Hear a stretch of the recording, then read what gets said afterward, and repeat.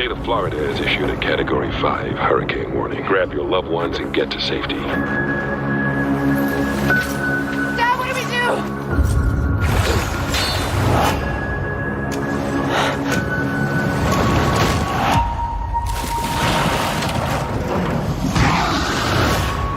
You need to go.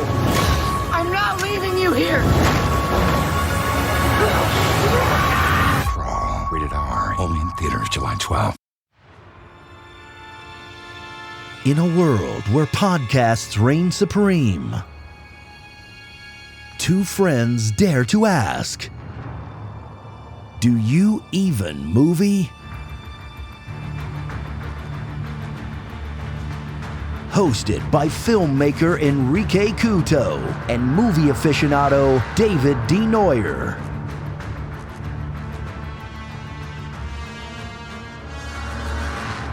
Spoiler alert.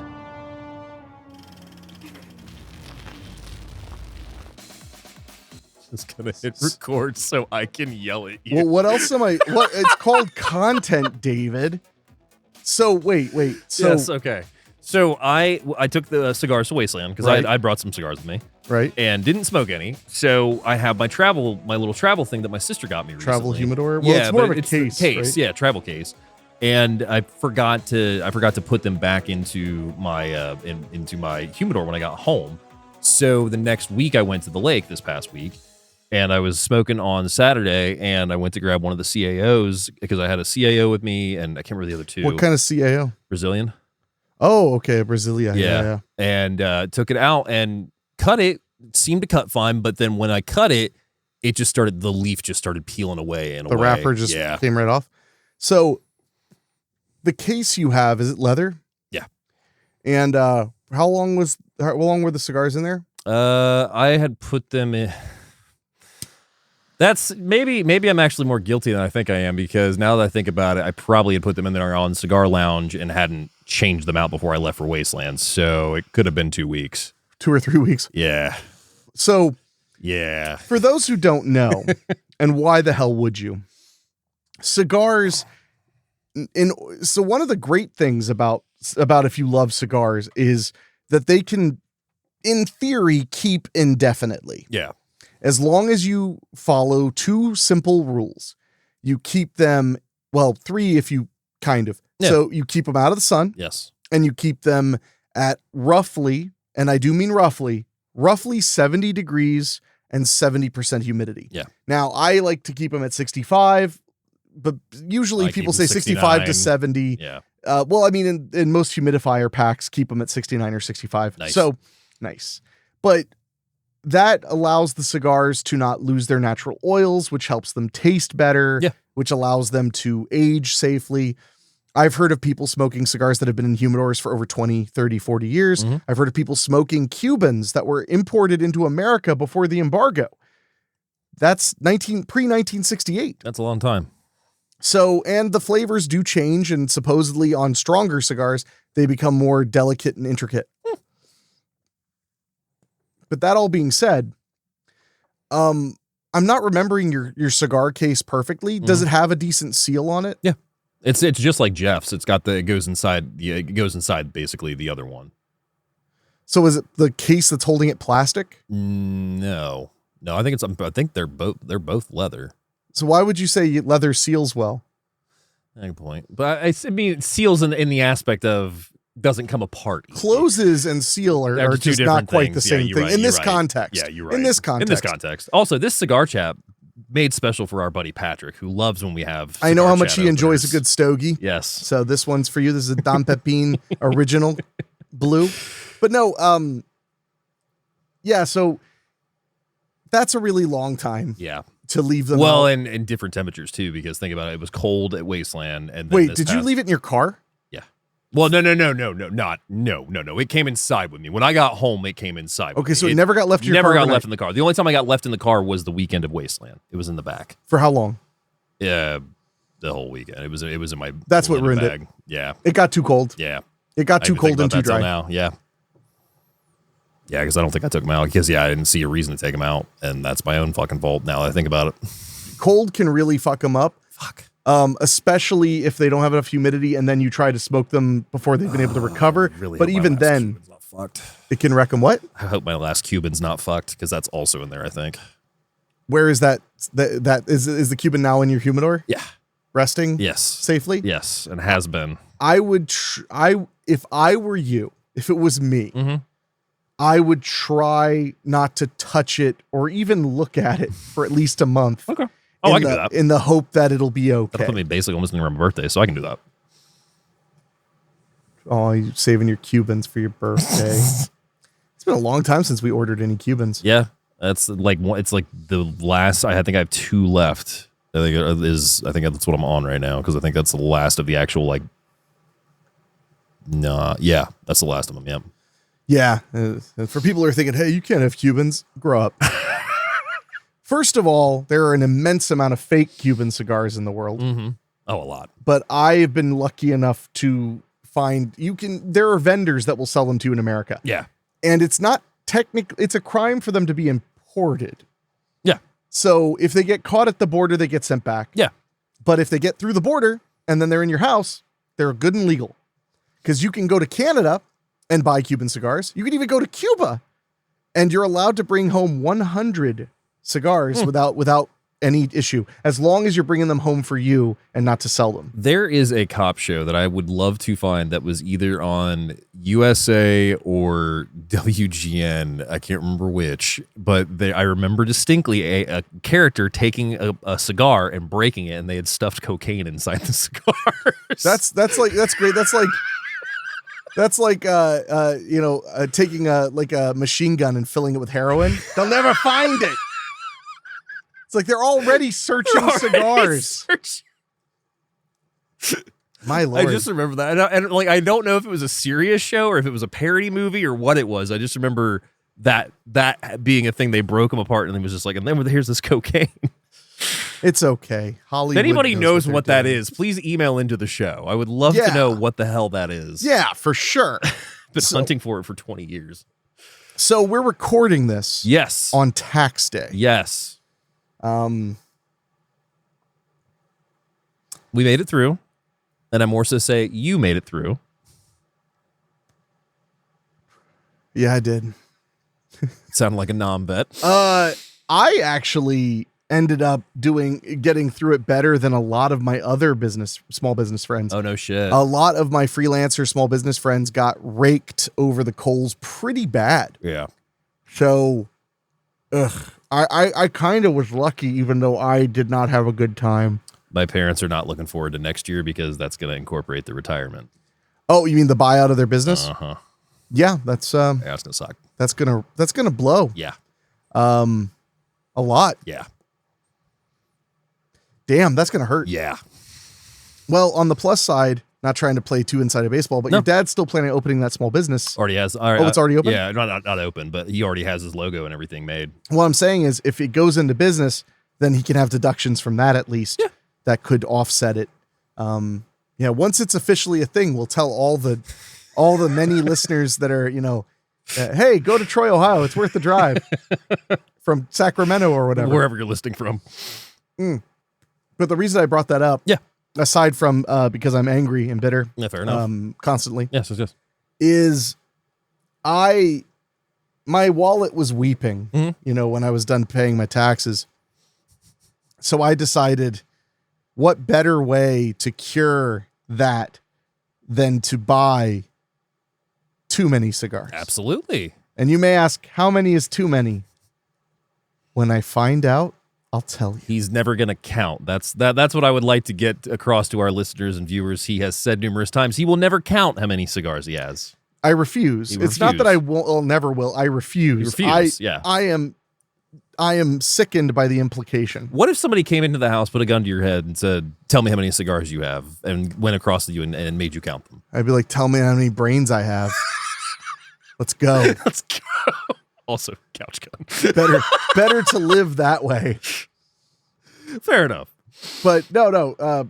I my whole life. Yeah.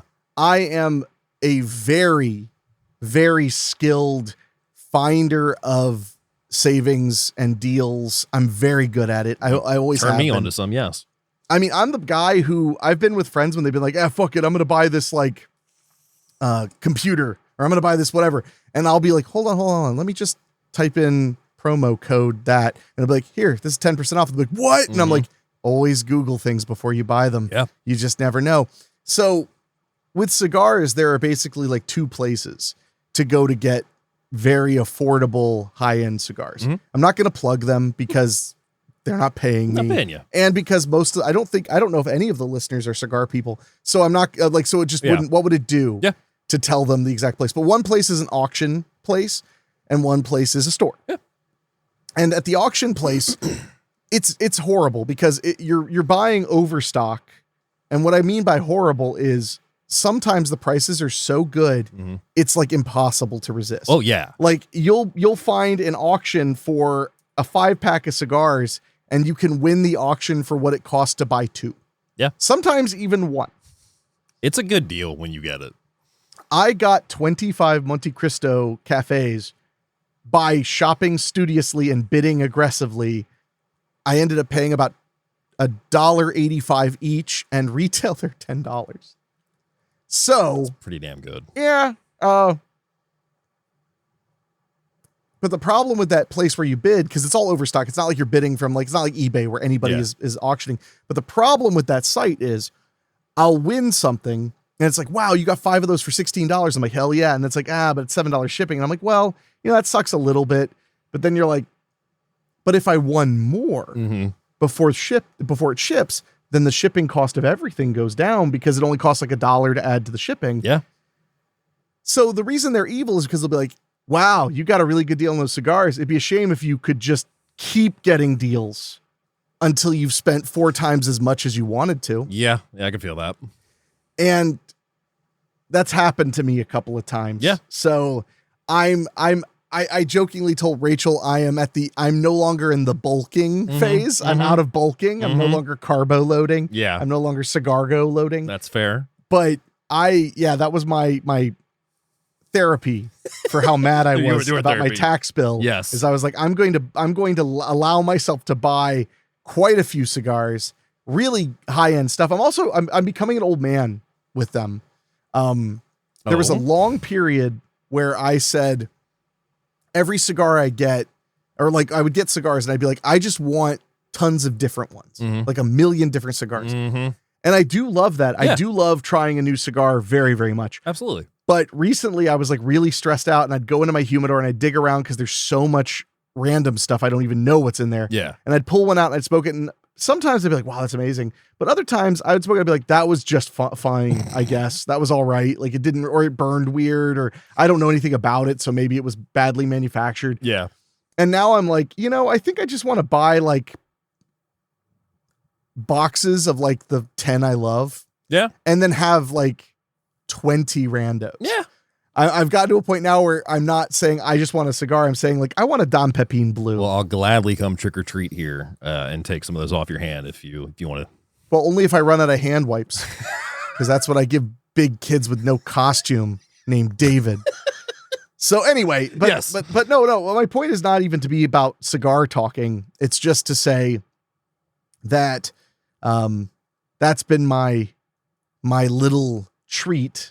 It got a little out of hand, so I really do have to stop. I don't know if I told you the auction site. The reason I got back on it was I needed some more sticks, and I was like, oh man, I should see if I can get them cheap. And then I was like, well, I promised myself I wouldn't use that site for a while because I was spending way too much money. Yeah. So I went on the site and looked at my last order, and it was 2023, and this was 2 months ago, 2025. So I was like, I did well.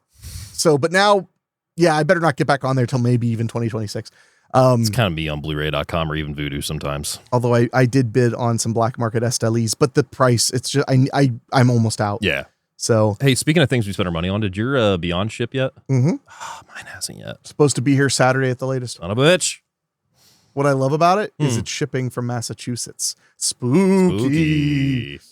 Speaking of, but before we I've been watching the remaining episodes of Stan Against Evil. Yeah. Because I only watched the first season and a half. I think I only watched the first season or so too. I love that show. Yeah. Super funny. It's on Shudder now. It's John C. McGinley is so fucking funny. He's great in it. Yeah. But The only complaint I have with that show is it's supposed to take place in Massachusetts. Yeah. And I know they shot it in Georgia because they advertise it at the end and everything, but they aren't even trying. They're not even trying to make it seem like Massachusetts. What I mean is, they are like they're doing things, but I mean like the side characters are all super Southern. Like they just are. Mm-hmm. At one point, they're flashing back to something, and a guy walks in and he literally looks like Colonel Sanders, like he has a style of Colonel Sanders. And I was like, that's not Massachusetts, homies. I'm not trying to be a know-it-all, but like the South and New England are not that much alike in that way. Yeah. So, I enjoy the show, but I would kind of laugh because they'd occasionally introduce a side character and they'd all talk like this. And I'd be like, why is everybody who's random a Maybe Southern that's accent? the joke. I think that they just, they're just like, we're in Georgia. Let's have fun. Although the last episode I watched was three seasons ago. Yeah. The last episode I watched had the guy who did Trevor in GTA was a character in it. I listened to him on a podcast. The podcast listened to Rosenbaum's Inside of You. He was a guest on there recently. He's a really fascinating guy. Loves farts. I've heard that. From you, but no, Stand Against Evil is super fun. It's fun. And it's so weird because the show, I think it ended in like 2018 or 2019. Yeah. Somewhere in that neighborhood. It feels like a universe apart. Well, I mean, Svengoolie Stomp, the cast was featured in that video. Well, two of them. Yeah. Dana Gould and John C. McGinley. Dana Gould, who's the creator and showrunner on it. But my point is, like, it feels like a lifetime ago because like it's a very TV show. Like it doesn't have that like the way TV is now vibe of being feature length. Well, not, but just having like all arcs. Yeah. Like it's 22 minutes, which when I made Boggy Creek, the series, the episodes were 30 minutes. And I remember when I was editing them and even when I was shooting them. Yeah. Although shooting them was different because we'd shoot scenes from like a bunch of episodes in one day. But when we were editing them, I'd be like, it's over. It felt like it had just gotten started and it was over. Same thing when we did Found Footage, the series. Yeah. Although those episodes were never intended for like broadcast. So like they could be 30 minutes whole as to where Boggy, they had to be 22 to 24 minutes hard stop because it was shown in some broadcast markets. So, but it was just weird. So when I watched Stand Against Evil, I'm enjoying it, but I'm like, damn, it's already over. Like when the credits start, I'm always surprised. Yeah, I can see that. Because I've become completely used to this movie version of television. Yeah. Which in many ways has ruined television. Not for the audience. Yeah. For the audience, television has become way better. Yeah. But for the people who make television, it used to be like, yep, we do 55 episodes, we work all year. And now it's like, we do 10 and there's no residuals from advertising. It's like, I remember the first time that I realized the difference between old TV and new TV is looking at the listing of Batman season 1 episodes and how there's like 42 of them. Yep. Well, they also used to, when you go that far back, they also assumed that you never watched all of them in any constructive way. Yeah. Now, they assumed maybe via reruns over the course of 6 years, you might see every episode. Yeah.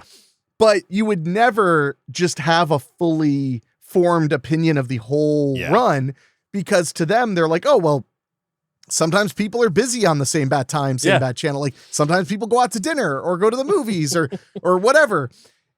Meanwhile, fast forward and now people are like, I'm going to watch the whole thing. And it is tough because I always used to get frustrated when people would pick on sitcoms because they'd be like, they tell the same story every week. It's like, yeah, but you have to look at their situation. They're told like 24 a year. Yeah. And don't be so different that people stop watching. Yeah.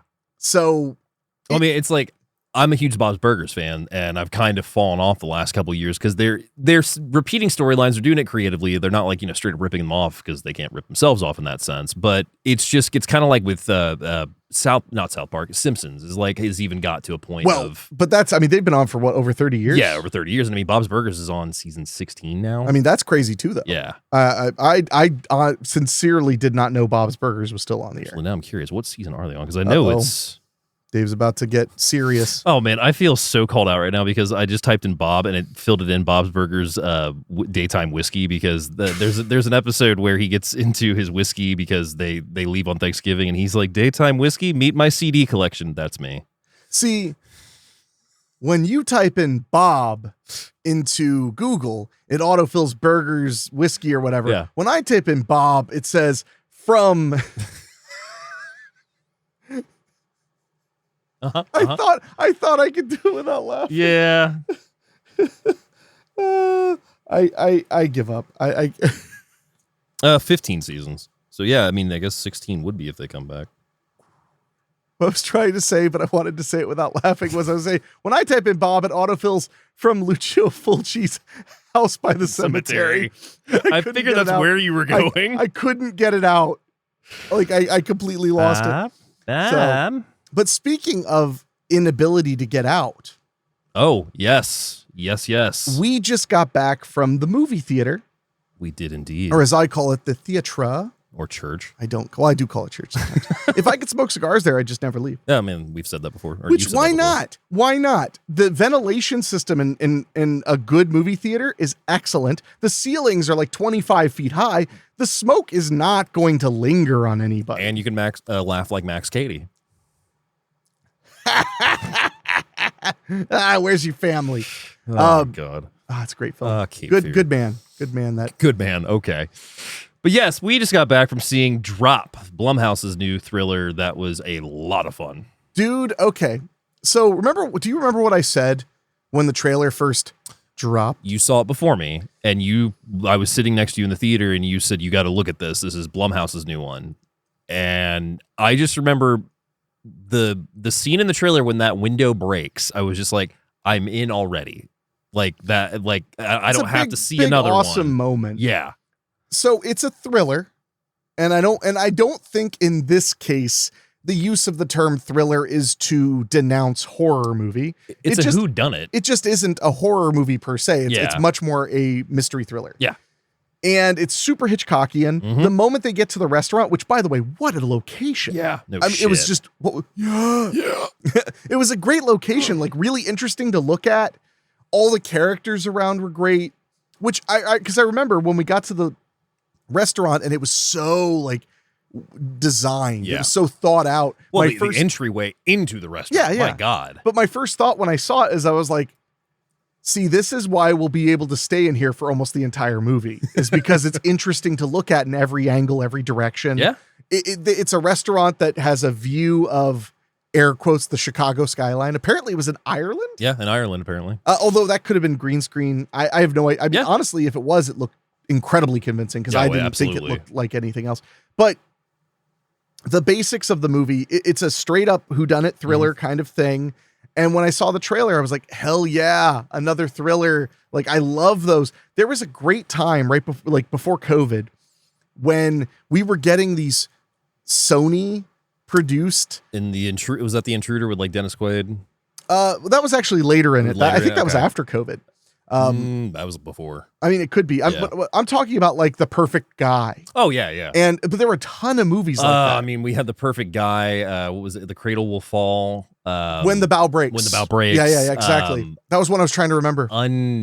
Not undoubtable. That one that had Katherine Heigl in it. That was like one of her last movies. Oh, it was like Undeniable? Something like that, yeah. Was that the one where he was like, I'm not telling you to get a shotgun? No, that's The Perfect Guy. Oh, that was The Perfect Guy. That's okay. Perfect Guy. No, but my point is, most of them were geared toward black audiences and were super fun.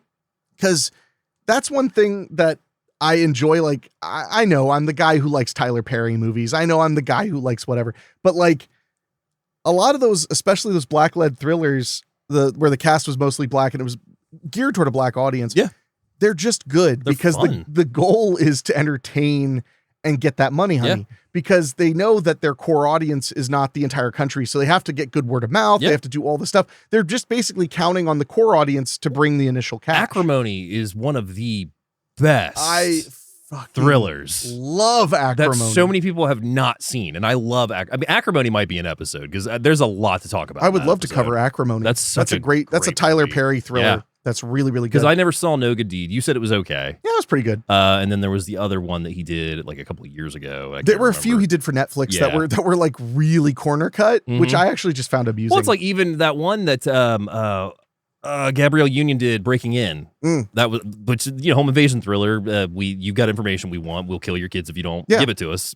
Mom fights back. Yeah, and like I've been saying on the show for a while. It's like not every movie has to reinvent every wheel. No, to get you to the fun you want to have. If it's a simple story but executed so well with really likable characters and genuinely a good build with the suspense, not just in getting to the final act, but just keeping you enthralled the entire time. Sure. That's the key. Yeah. Well, I mean, any movie needs to keep you Enthralled. Yeah. Yeah. So I was just so happy to see such a just kind of relentlessly honest thriller. Yeah. It didn't try to fool you into anything other than going like, this is going to be a ride. Yeah. So for those who don't know, Drop is about a young woman who goes on a date for the first time in years after some severe trauma. Yeah. A traumatic relationship Young mother, had ended. we should say. Yeah. Yeah. And she's meeting at this very fancy restaurant with this guy who's like super handsome, almost too handsome. Too and handsome. That's one of my favorite things about the movie is there are a bunch of red herrings. Yeah. Yeah.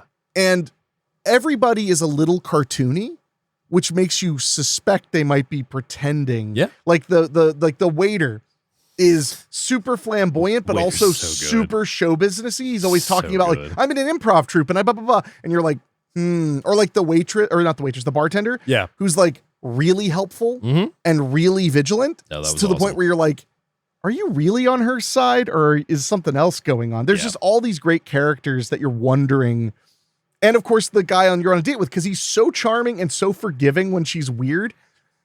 And mysterious. So basically, this is what the trailer gives away. So I'm not giving away too much. But Yeah. so she's on this date. She starts getting drops on her phone, which are not text messages. They're sent through your phone network. Yeah. They're mostly known as airdrops, but they made a joke about how it wasn't airdrops Yeah. in the movie, which I thought was funny because that just means Apple wouldn't pay them. So they Nope. were like, then we won't mention it.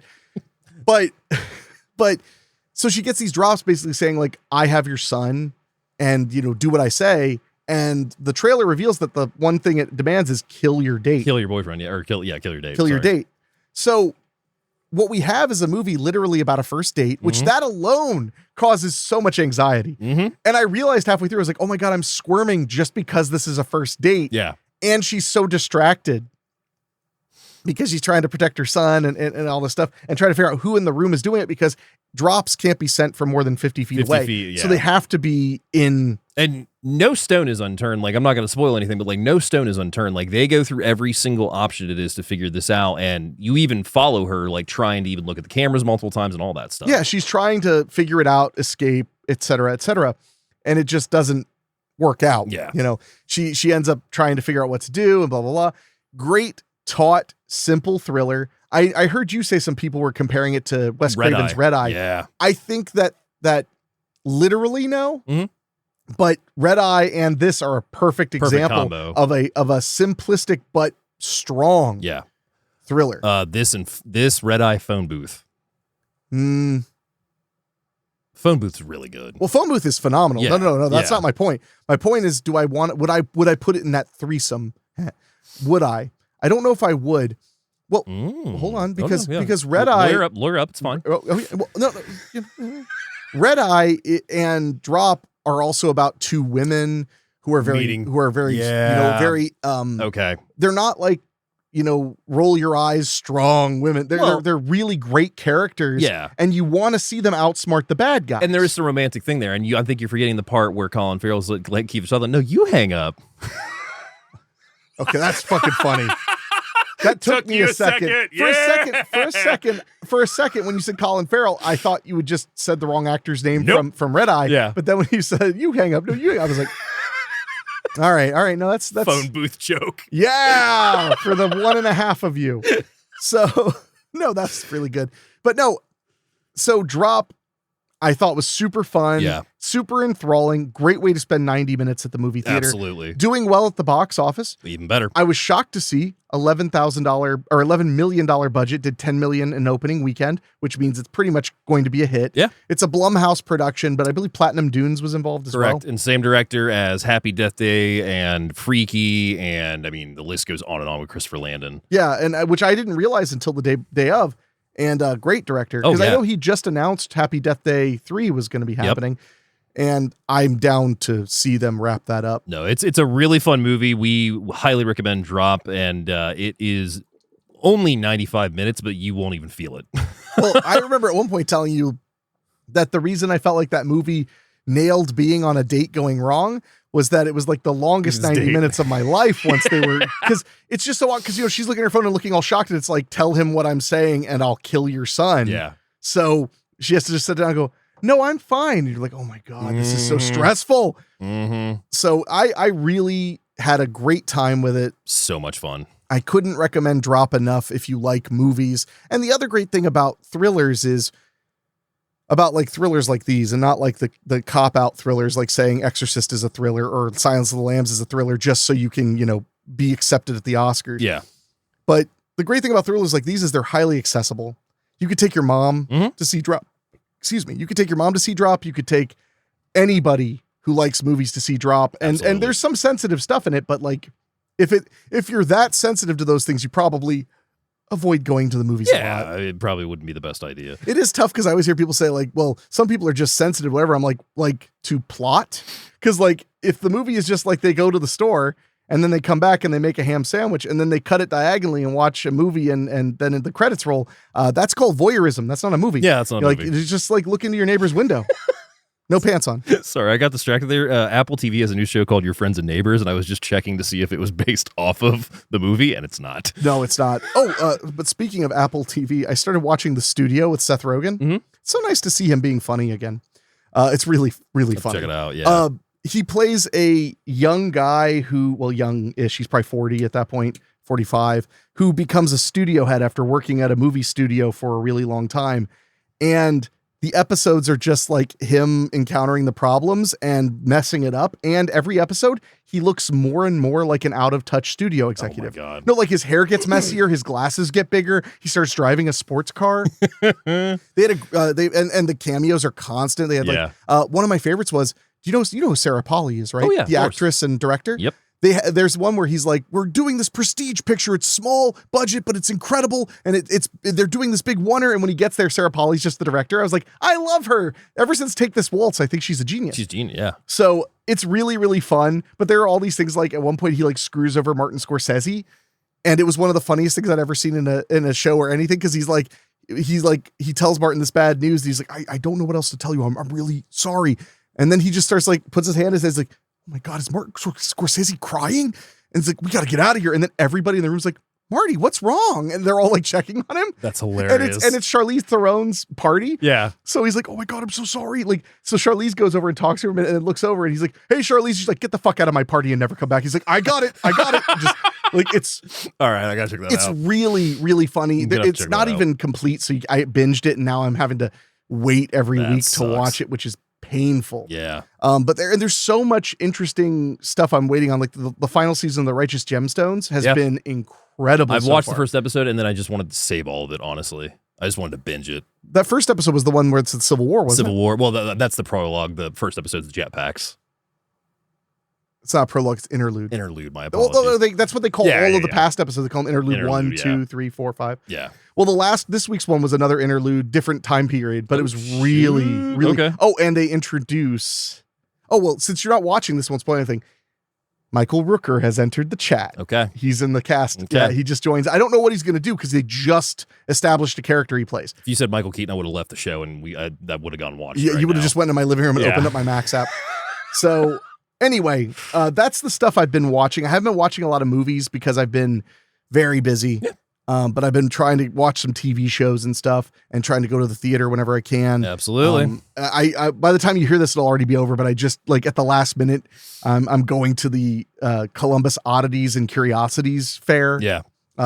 So I'm like, okay, that's awesome. Except there goes a Friday, Saturday, and most of a Sunday. It's okay. So good. But you know, I mean, I'm missing Easter this year, but at least I did do Seder. Yeah. I'm not Jewish, so I don't know if it counts, but like you did the thing. What? I said you did the thing. I did the thing. I by the way, kids, there are two ways this can go. You either need me at your Passover dinner or you should never invite me because I will eat all the matzah. Yeah, that sounds like you. I actually love plain matzah. Now, part of it, you've never been to a Seder dinner, I'm assuming. Part of it is it takes forever to get to the food. So for real, like it takes like an hour and a half, 2 hours of talking before you really get to eat much. So when they hand me that Passover, it's like manna from heaven to me. I'm just like, oh my God, I'm so hungry because we start at dinner time. But it was really funny because the lady next to me actually just picked up a piece of matzah and started snacking on it before the thing. And I just turned to her and I was like, How many years through the desert did you walk to get that? Oh my God. It's great. I'm the cop on Passover. Not even a member of the tribe. And here I am. So it's really just because I like to frustrate people. That sounds about right. Goddamn right it is. So anyway, well, I actually, if you don't mind, David. Yes, sir. Because I am such a big fan, I kind of wanted to give the intro of the film. By all means. Because I really, when I saw this movie, I remember being just blown away and being like, God damn, how great characters, great action. So today we're talking about 1983's Krull. Yeah, starring Ken Marshall, Lisette Anthony, and Freddie. Oh, I'm just kidding. You son of a bitch. Because I know for a fact that the more we talk about this movie, the more we're gonna it's gonna sound like we're saying Krull instead of Crawl. Well, there's also like 3 horror films called Krull. Because there's this one, there's one that was. Would you consider this a horror movie? I would. Yeah, I would. I would. So. I mean, it's pretty violent. It's in that same canon as oh God, what's that movie? The Shallows. Wow, I was blanking there for a second. The Shallows. Yeah, and I think The Shallows, even though it's kind of more of a thriller than a horror movie, it's a straight up horror movie compared in the sense of what she's going through. No, I would say that. Yeah, well, yeah. That's. I think that literally, if you want to consider something a horror movie, look to horrific moments. Yeah. Like if you only get one, then it's probably more likely to be a thriller. Yeah. But if it's a constant occurrence keeping you on your toes, it's much more likely to be a horror movie. Well, it's like there's a tough balance with creature features because like Jurassic Park and Jaws are lopped in with action for the most part whenever you go to like fantasy. a movie store and fantasy, and stuff like that. Whereas like Alligator is on the horror aisle. I mean, it is more of a horror film now I think about it. Yeah. That's what I mean is like if it were just like excuse me, monsters grabbing people and pulling them off or whatever, it could possibly just be a thriller. But when you're seeing people getting chomped proper, which by the way, best review of Krull ever, people get chomped properly. But with a movie like that, and of course it's directed by Alexandre Aja, which we'll talk about in a second. But I think it's horrific enough to be a straight up monster, and it's a monster movie of sorts too. Yeah. But it's definitely a phenomenally suspenseful horror film. Absolutely. No, I mean, it brings in an element of not only the natural disaster, but like as with Hard Rain, we had natural disaster and robbers. Yeah, natural disaster and crime. Yeah. Now this is natural disaster and hungry gators. Hungry gators. Lots of hungry gators. And I want to mention, by the way, in case you haven't had a chance to check it out and you'd like to watch it before we go through the whole thing, Pluto TV has it streaming for free, and then you could rent it on Prime and probably anywhere you rent movies. And it did recently get a 4K transfer, which means you can rent the 4K as well. So if you are... I bought the 4K because I was going to use your account, but I was like, I'm going to check the place I use. Again, I'm not going to plug these places. The place I use to buy digital codes on discount, I got a $4.99 4K. That's pretty nice. So I was like, I'll watch it and I'll pay the $5. And that's to own, not to rent. So I was like, I'll do that. Hell yeah. So I know I'm a namby-pamby. I like to pay for my movies, but I don't like to pay a lot. That's fair. That's the damn difference. So Krull from 2019, 1 hour and 27 minutes. Rated R. What? For bloody creature violence and brief language. They do briefly use language. IMDb synopsis says, gigantic alligators swarm around a young woman and her father as floodwaters engulf their home.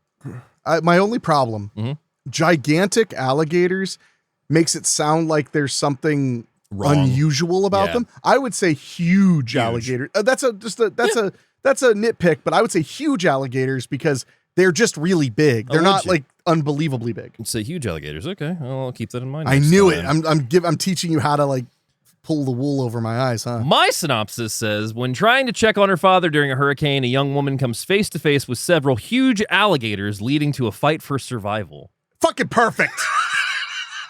It's goddamn perfect, kids.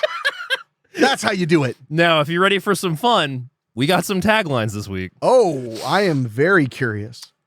They were here first. Not bad. You ever think about that? How alligators like have barely changed in like a million years? Yeah, they're versus basically like dinosaurs. Versus like, look at you when you were 23. I mean, completely fucking different. And thank God. Thank God. This one, I think this is on. Do you remember the poster that has the alligator sign, and then you like see the alligator in the water by it, like one of the first posters? I think this is that poster because it says danger. Alligators are common in this area. They can be dangerous. They have been known to stalk prey. They will hunt you. I like that because it reads a little silly. Yeah. If the storm doesn't get you, they will. Oh, that's a great tag. That's great. That's almost too good that it almost like loses efficacy because it's so effective. Because it's like, that sounds like a title for Jaws. Yeah. You know, like it's almost too classic. Swim like hell. I love that. Yeah. No, that's a really good one. Especially because the movie's called Crawl, but then it's swim like hell. But it helps you pick up on that it's a storm movie. Yeah. In case you're looking at the poster, it like makes sure you understand what's going on. Granted, the poster makes it very clear it's in the middle of a hurricane. It does indeed. And last, watch your back. I mean, fine. Like, fair enough. You know? Yeah. They're not wrong.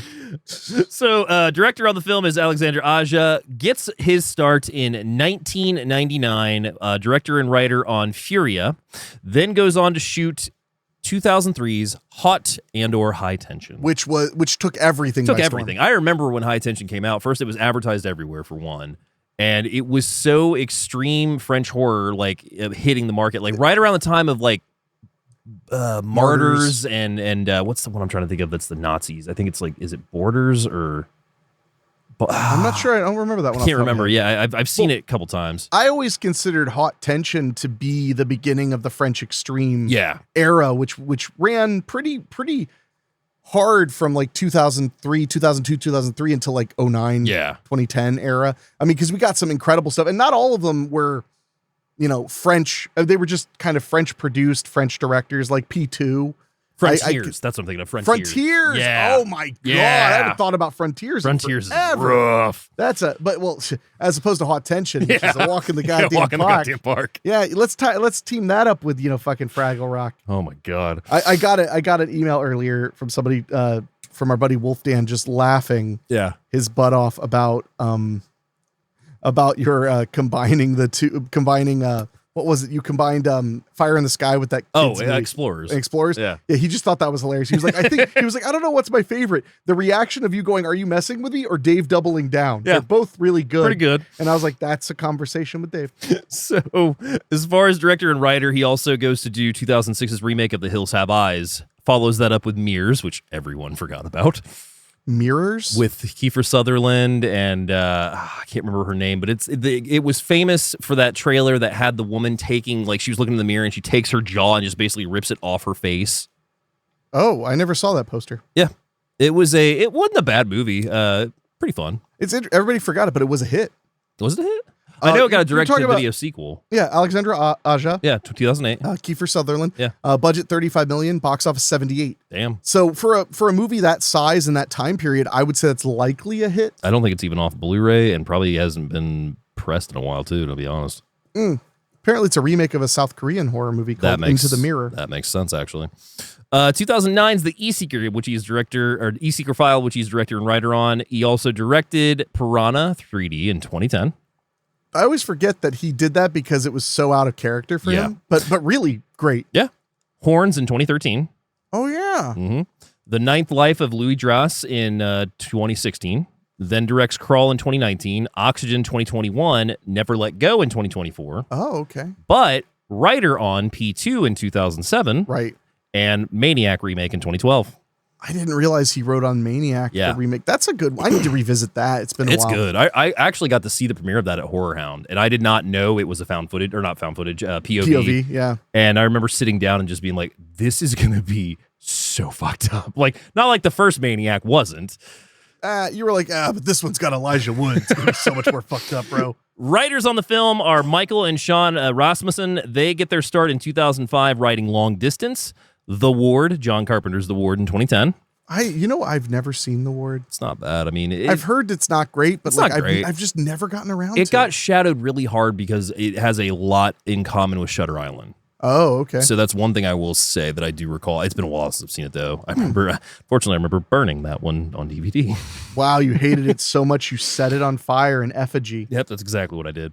Dark Feed in 2013, which they also direct. The Inhabitants in 2015. Crawl in 2019, and most recently, The Unheard in 2023, which they also direct. Unheard? Yeah. I don't remember that one. That one, I've not seen, but I knew it had came out, but I think I like come across it on a streaming service. I want to say Is it maybe? Unheard? The Unheard, yes. The Unheard? In 2023.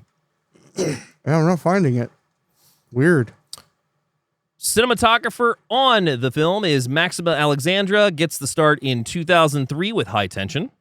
Follows that up with shooting The Defender in 2004, Hills Have Eyes remake 2006, The Last Drop 2006, Catacombs in 2007, P2 in 2007, Mirrors in 2008, Holy Money 2009, The Crazies remake, The End, Maniac remake, Silent Hill Revelation in 2012, The Voices in 2014.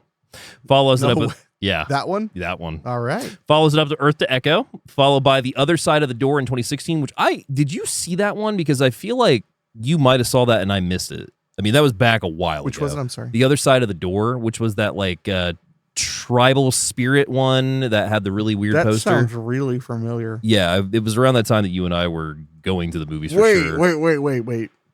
Hold on. Tell me. The Other Side of the Door. I'm just checking it real quick. Did I see this? Ring any bells? Maybe. I feel like you did, but I can't remember. Oh, I did.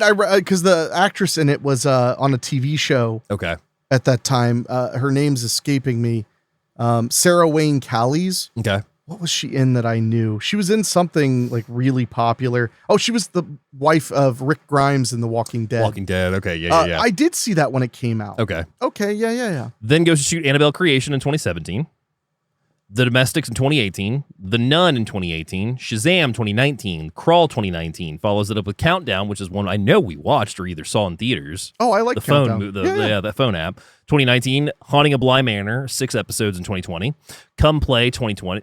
Oxygen 2021, The Girl in the Woods, Resident Evil Welcome to Raccoon City in 2021, Cello 2023, Roleplay, Dear Paris, and most recently Let Go in 2024. By the way, The Unheard is a Shudder original. That's where I've seen it. Okay. It's on Shudder, and it's from the same director who did The Beach House, which we both really liked. That was that weird Lovecraftian one. Yeah. Okay. Moving down to our cast, we have Kaya Scodelario, who plays Haley in the film, gets her start in 2009 in Moon, follows it up with Clash of the Titans in 2010, Wuthering Heights 2011, True Love 2012, Now Is Good 2012, Spike Island, Skins Remake, Southcliffe, Walking Stories, The Maze Runner, Tiger House in 2015. Have you seen Tiger House, by the way? No. Do you remember the movie that Anchor Bay put out probably around the same time called The Aggression Scale about those guys that break into that house and that kid? Oh, yeah. Tiger House is the exact same thing with the little girl. It's almost like Becky before Becky. Oh. And it's really good. Well, I wanted to give you props because you said her name very well. I did?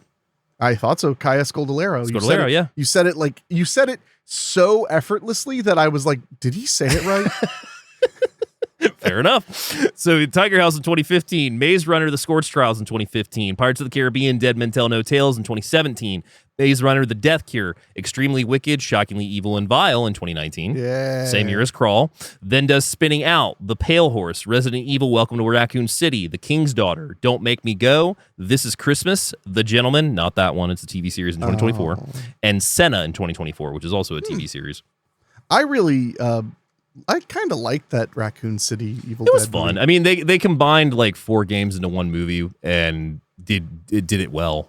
As far as it was fun. I thought. I was never a Resident Evil game player or movie fanatic.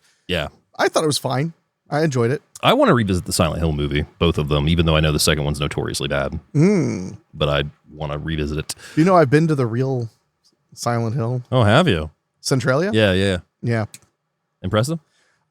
Yes, but not for the reasons you're hoping. Okay. Like what you're hoping for when you go to Centralia. And I also went before they they put a fence up to keep you out of the abandoned section of highway, which was the best part. Where everybody writes, right? An insane amount of graffiti. Yeah. No inch uncovered in graffiti. I bet not. But it was a cool trip, but like you're not going to get smoke billowing out of cracks in the earth or even a smell or whatever. It is, for those who don't know, Centralia is the town on fire. Yeah. The coal mine caught on fire and it's been burning for God knows how many years, 40 years, 50 years. Same plot of Nothing But Trouble.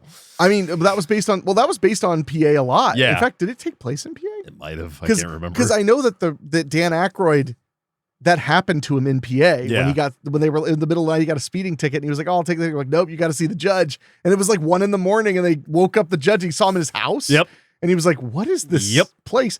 But that was in Pennsylvania. Okay. I know that much. So I'm not surprised he went with the Centralia thing. Also, Aykroyd's weird, so he knows about Centralia. Weird. But it was a really interesting thing. But I will tell you that the cool thing, last point about Centralia, when I went with my buddy Michelle, is we didn't know where to go. I mean, we just went to Centralia and parked the car. Yeah. We found a cemetery. So we were walking around the cemetery a little bit. And then I went down a little like little ditch and up the ditch, like up a hill. And when I got to the top of the hill, all of a sudden just rose in front of me this giant stretch of highway that's like surrounded by trees. It doesn't connect to any roads anymore. Yeah. Because what happened was when the earth was shifting, it had broken the highway up a bunch. I forget which state route it was, but it had broken it up. So they moved the state route over. So there's a section of almost a mile of state route just in the middle of the bush. Woods. Yeah. My God. And it is like broken and all crazy looking. And I just remember going like, oh my God, because I just never seen anything. It's probably a like sight. that. Yeah. It was pretty cool. I mean, you can go on YouTube and see it all now. See, when I did that, it was like 10 years ago. And it was like not everybody could have a drone yet and stuff. So there weren't a bunch of things of it. But it was really interesting. We drove around. The thing that was most interesting about Centralia was that people still live there because the government was buying out people's homes to get them out. And some people were just like, fuck you. So there are houses that we saw that were duplexes. Yeah.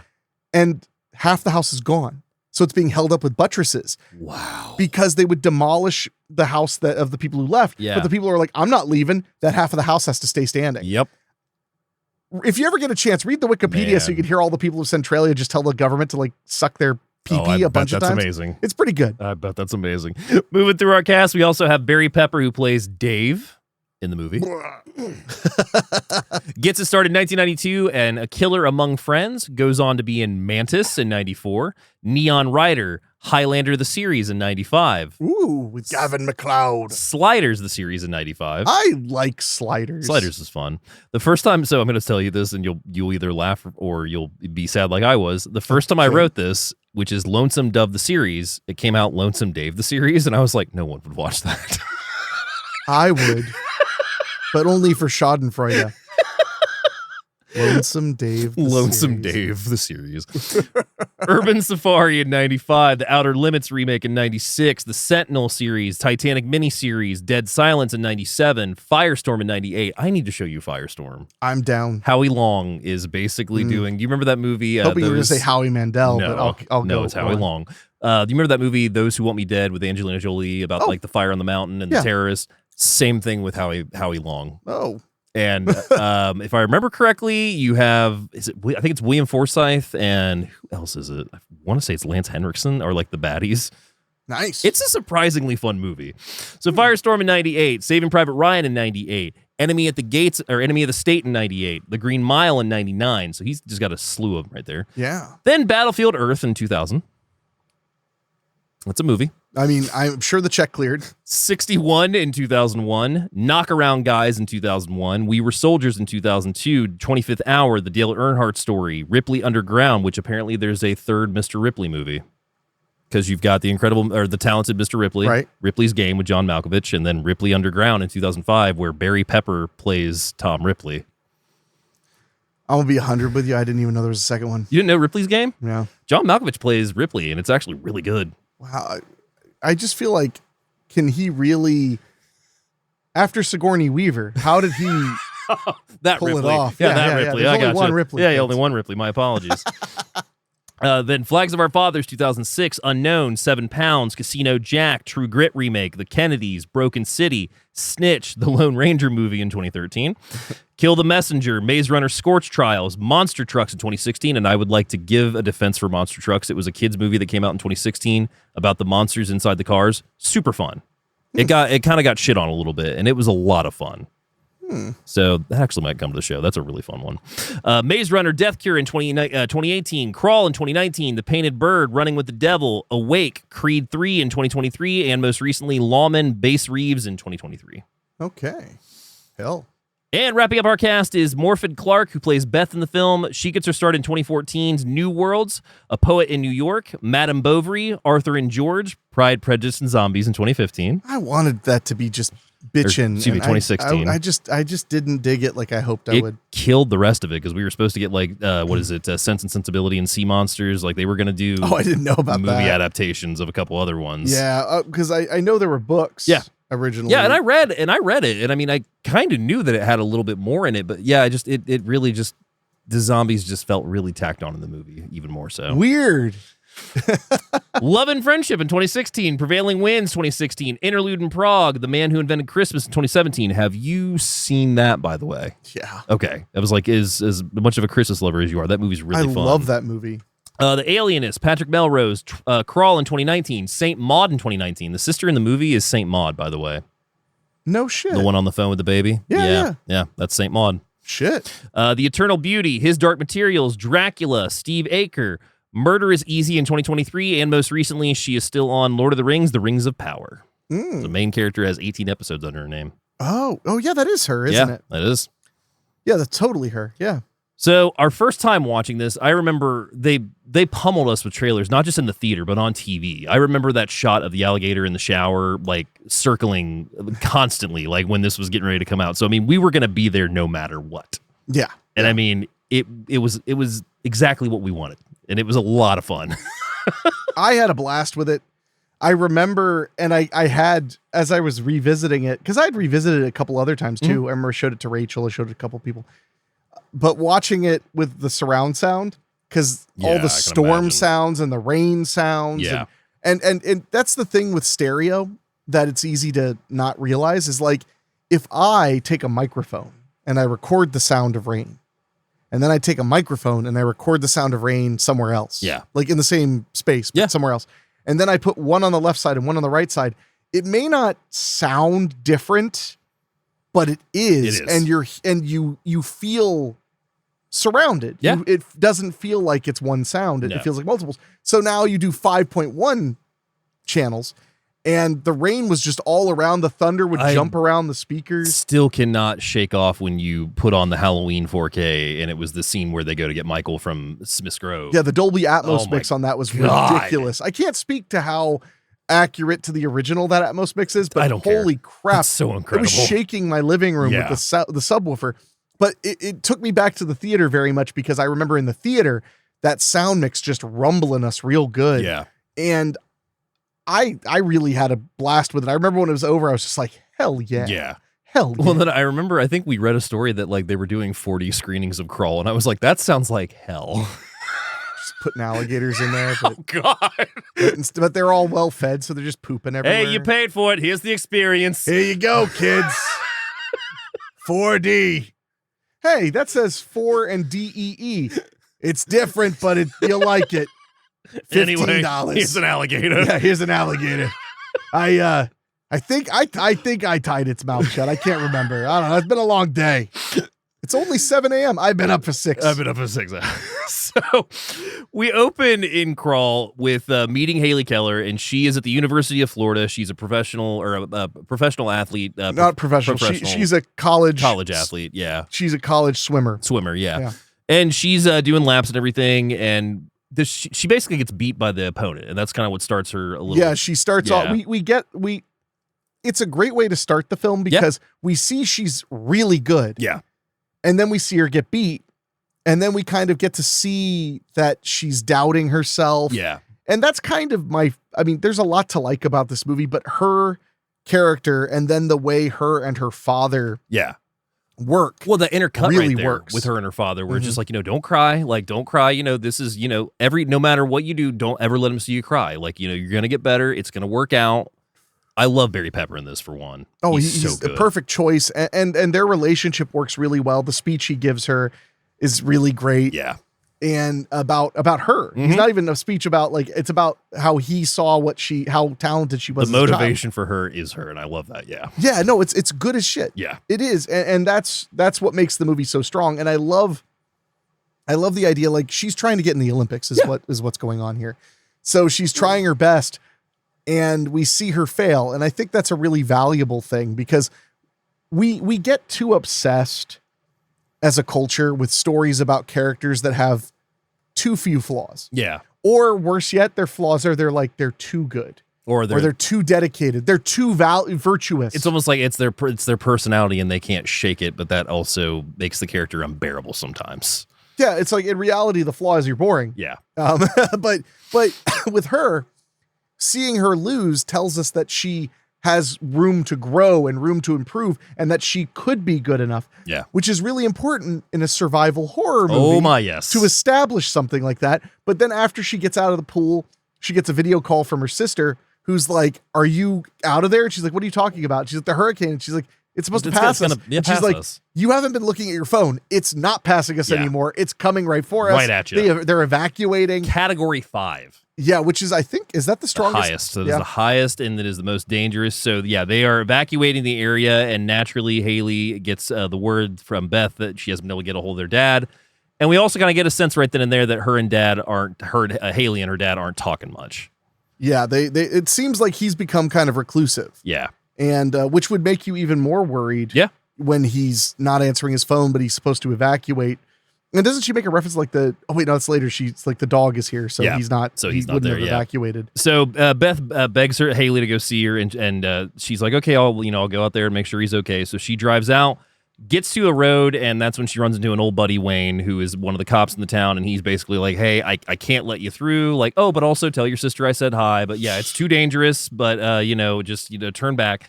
And as she's getting ready to turn around, she just basically decides, fuck it, and goes into town because she wants to check on her dad. She knows the danger, and she even tells him that.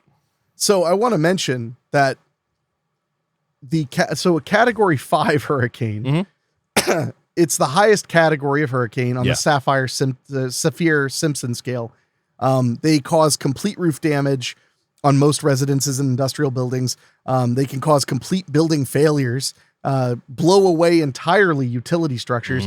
And generally speaking, the wind speed on a Category 5 hurricane is over 157 miles per hour. That's a lot. Yes. That's a lot. I mean, that's faster. Really think about for a second, like that's faster than you've probably ever driven a car. You want to bet? I'm kidding. I think I'd be impressed if you just had a car capable of going that fast, let alone the cojones to do it. But that's my point, is like, imagine for a second, like I would be scared. A Category 1, in order to get to Category 1, the winds have to be 74 to 95 miles per hour. That's a speed that we could kind of acknowledge because like I've driven that fast. Yeah. That's really fast. The reason that I remember Category 5, A, because I had grandparents that went to Florida all the time, but B, we had a guy when I was on my old team at my job requesting a Category 5 rated garage door. And I was like, homie, they don't make those. It's made out of pure lead and concrete, and it doesn't open. And it's underground 18 feet. And I don't mean I mean like as in 18 feet or above it. But also I was like, okay, yeah, you got a Category 5 garage door. What about the garage? Yeah, that's like somebody saying like, that's like that old joke about like, if a plane crashes, only the black box is left. Make the whole plane the black box. Yeah, homie, you can't. What he meant was a wind code rated 5 door, but yeah, he put Category 5 rated. And I was just like, homie, that there's no such thing. My brother, I am sorry to tell you. So I want a Category 5 rated Volvo. I just don't want it to be affected at all. No, not at all. So Haley decides to drive out to the condo, and she gets there. She finds the family dog there is there, but her dad is not. And so she calls Beth, and she's like, "Dad's not here." And she's like, "Oh, he might be at the old house." And she's like, "Well, I thought he sold the old house," referring to their old family home. Right. And do we ever find out what happened to the mom? It just didn't work divorced. out. Yeah, they like a lot of people. So I'm a product of divorce, and a lot of my friends who are a product of divorce, it usually happens either not always, but I've noticed that it often either happens really early on, like they just kind of notice pretty early on, like this ain't working, or it happens right after the youngest kid is out of the house. That makes sense. Yeah. Because now all of a sudden it's like, okay, we did our thing. We kept a good home for them. We worked together on it. Yeah. Now it's time for us to do our thing. We're tired of each other and we can't do it anymore. And a lot of other factors too, but I've just noticed that quite a bit. I have a lot of friends who, they grew up with their parents together, but then like when they were like 18 or 19, like they were in college and it was like, I just got the word. My parents are Splitsville. Yeah. So that's what we're getting the vibe of there. And we've also gotten these little hints that her dad was not very emotionally available. Yeah. He had a business and he just kind of Focused threw on all that. of himself into that. Yeah. And also, you know, the big problem with the divorce happening when everybody's an adult is there can be a lot of resentment. Yeah. Because you're thinking of this as like, you're an adult and you're thinking like, well, why didn't they just do better? And it's like, well, you may also be an adult, but they're like 30 years older than you. They probably have their reasons. I'm sure they didn't just do it for the lulls. Yeah. You know, they're like, it was a goof. Yeah. We ended a marriage of They 30 had their years. reasons. Well, and her sister that she talks to on the phone seems to be pretty, you know, annoyed with the dad who doesn't Yeah. answer her calls and stuff very often. But she, as they establish, has her own young family. Yeah. She has a little girl who's like 4 years old or something. Yep. And I think she was even pregnant Yeah, in I think she the was. video call. Yeah.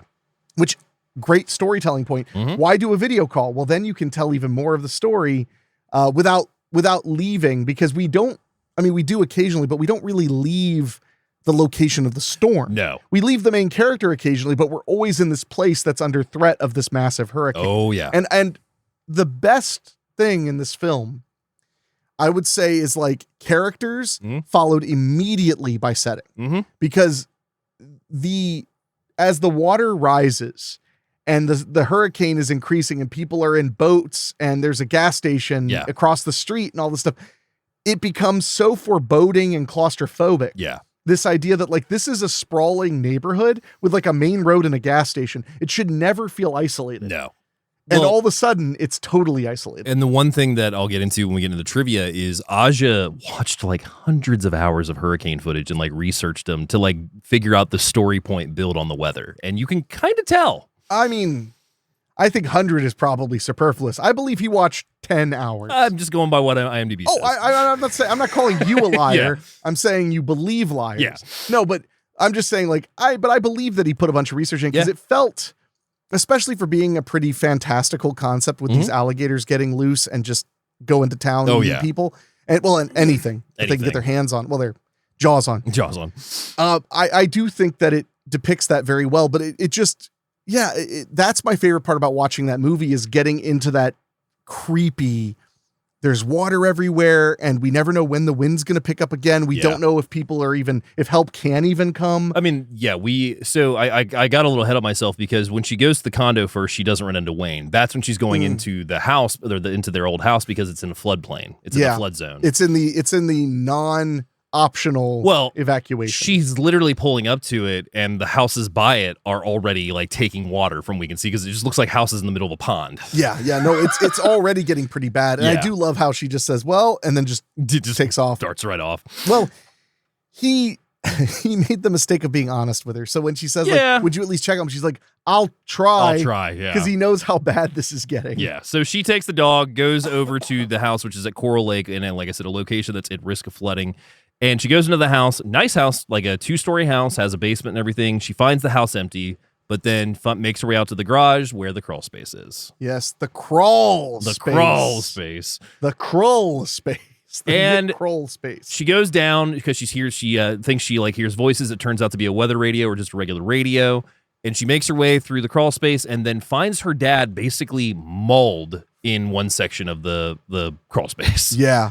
And it's terrifying. It's very terrifying. And that's when we basically figure out that he had come to try and prepare the house so it wouldn't get destroyed. Make sure that the house wouldn't take water as bad and everything. And we're down in the crawl space and seeing that there's a lot of access to the sewer and other things that may come into play or later. Well, and that's the other thing about, now I've never been through a hurricane. Yeah. I mean, I live too far inland, although that last hurricane that hit North Carolina, we got crazy weather. Got a lot of fucking all rain. the way over here. We got like this crazy amount of rain, but that's the other thing about hurricanes that's so scary. We just talked about 157 mile per hour winds, but then there's the flooding. And that's a whole other ball game because sometimes it floods a little, sometimes you basically join the ocean. Well, and sometimes the wind mixed with the flooding will take those waves and ram them right against things and break them even further. It's there's so many things to worry about, let alone the alligators. The alligators. But wait, there's more. Don't worry, kids. We've got alligators for days. So she attempts to drag him out. She's got him on like a tarp and she's pulling him to. And then we get to the scene that I remember the most, even in theater, was because it feels like you're in a video game where she is approaching the stairs. The dog's barking at the top of the stairs. She's pulling her dad. And then all of a sudden, the fucking stairs give way and an alligator just rams through. Like, it is like a video game cutscene. Oh yeah, no, it was because it's a jump scare, like in the middle of doing a task. Oh yeah, I mean, she's she's right there at safety, and then this thing just burst right through. And I also want to say, props to Aja for putting this adorable dog in to make us constantly worry about the dog gonna get chomped. it? Yeah. So the alligator naturally attacks her. And throws her around and everything, and she gets mauled herself a little bit and thrown to the side and separated from her dad. Yes. So some time passes. She comes to, and does he save her? Or does she save him? I can't remember. No, he saves her because we think he's completely out. Yeah. And then he kind of comes alive and helps her. Yeah. So they end up retreating back to where she found him, and that is an area because the alligator can't enter, because he even basically says, like, yeah, it found me. I try to go back here where it can't enter because there's these pipes all throughout the crawl space. Yeah. And the alligator can get through some areas, and some areas it can't. From what I've heard, alligators, when it comes to swimming, they're not great at maneuvering. Yeah. And that's why they stick to generally like swamps and they stick to larger bodies of water. Plus, these are big boys. Yeah. I mean, they're not little ones, which also makes sense because the larger alligators are going to have bigger appetites. Mm-hmm. And they're also used to getting a lot of food.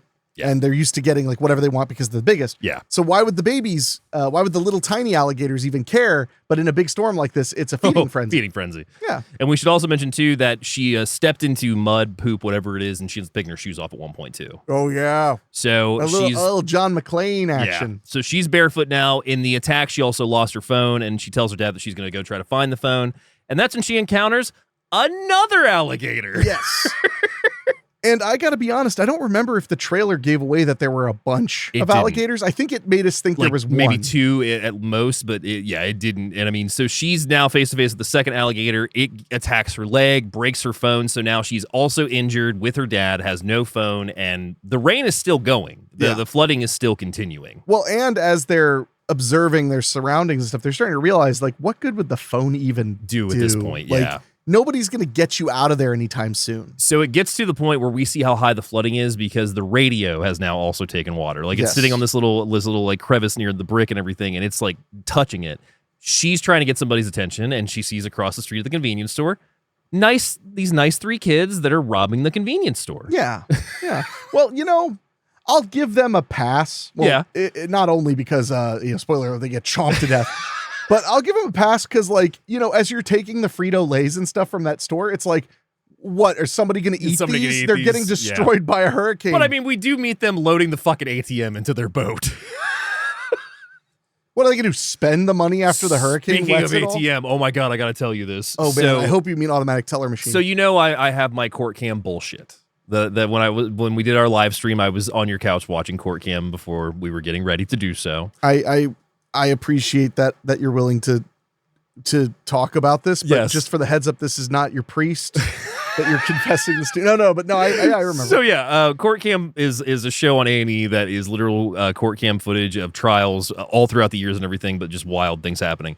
I've finished everything. Like I think I watched all 12 seasons. I reached the end of the internet. So naturally, Hulu is like, hey, we think you might like these, and I used to think that True TV, crime, court TV, all that shit was like the bottom of the barrel. A&E has gotten there.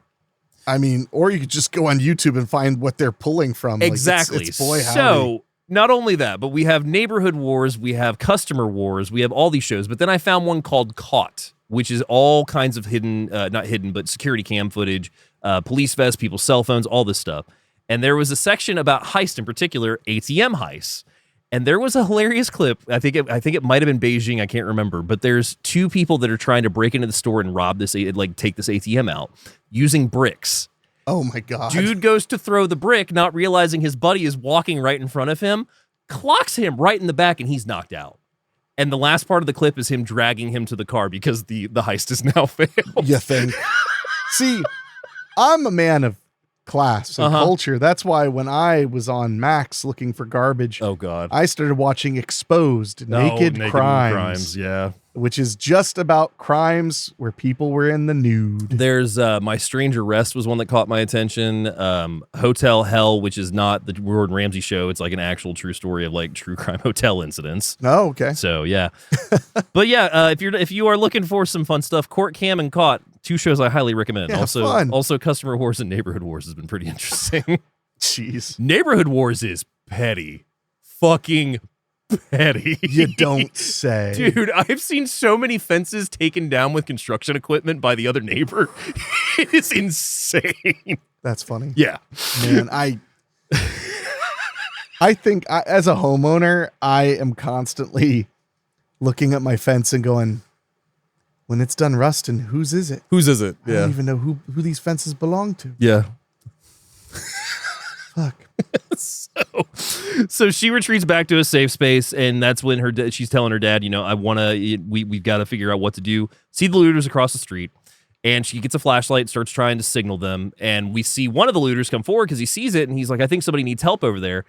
Meanwhile, we've already seen that the alligators may be approaching the convenience store. Maybe. With underwater footage ripped straight from Jaws POV. Well, in defense of those alligators, they probably just wanted some scratch-offs because they were like, look how lucky we are with all this meat just floating around. Yeah. We should really press our luck and get a couple of scratch-offs. So we see one of my favorite attacks in the movie, just because we don't see it to the clearness that we could, is the kid's approaching the house because he sees the flashlight, and his other accomplice is in the back loading the ATM.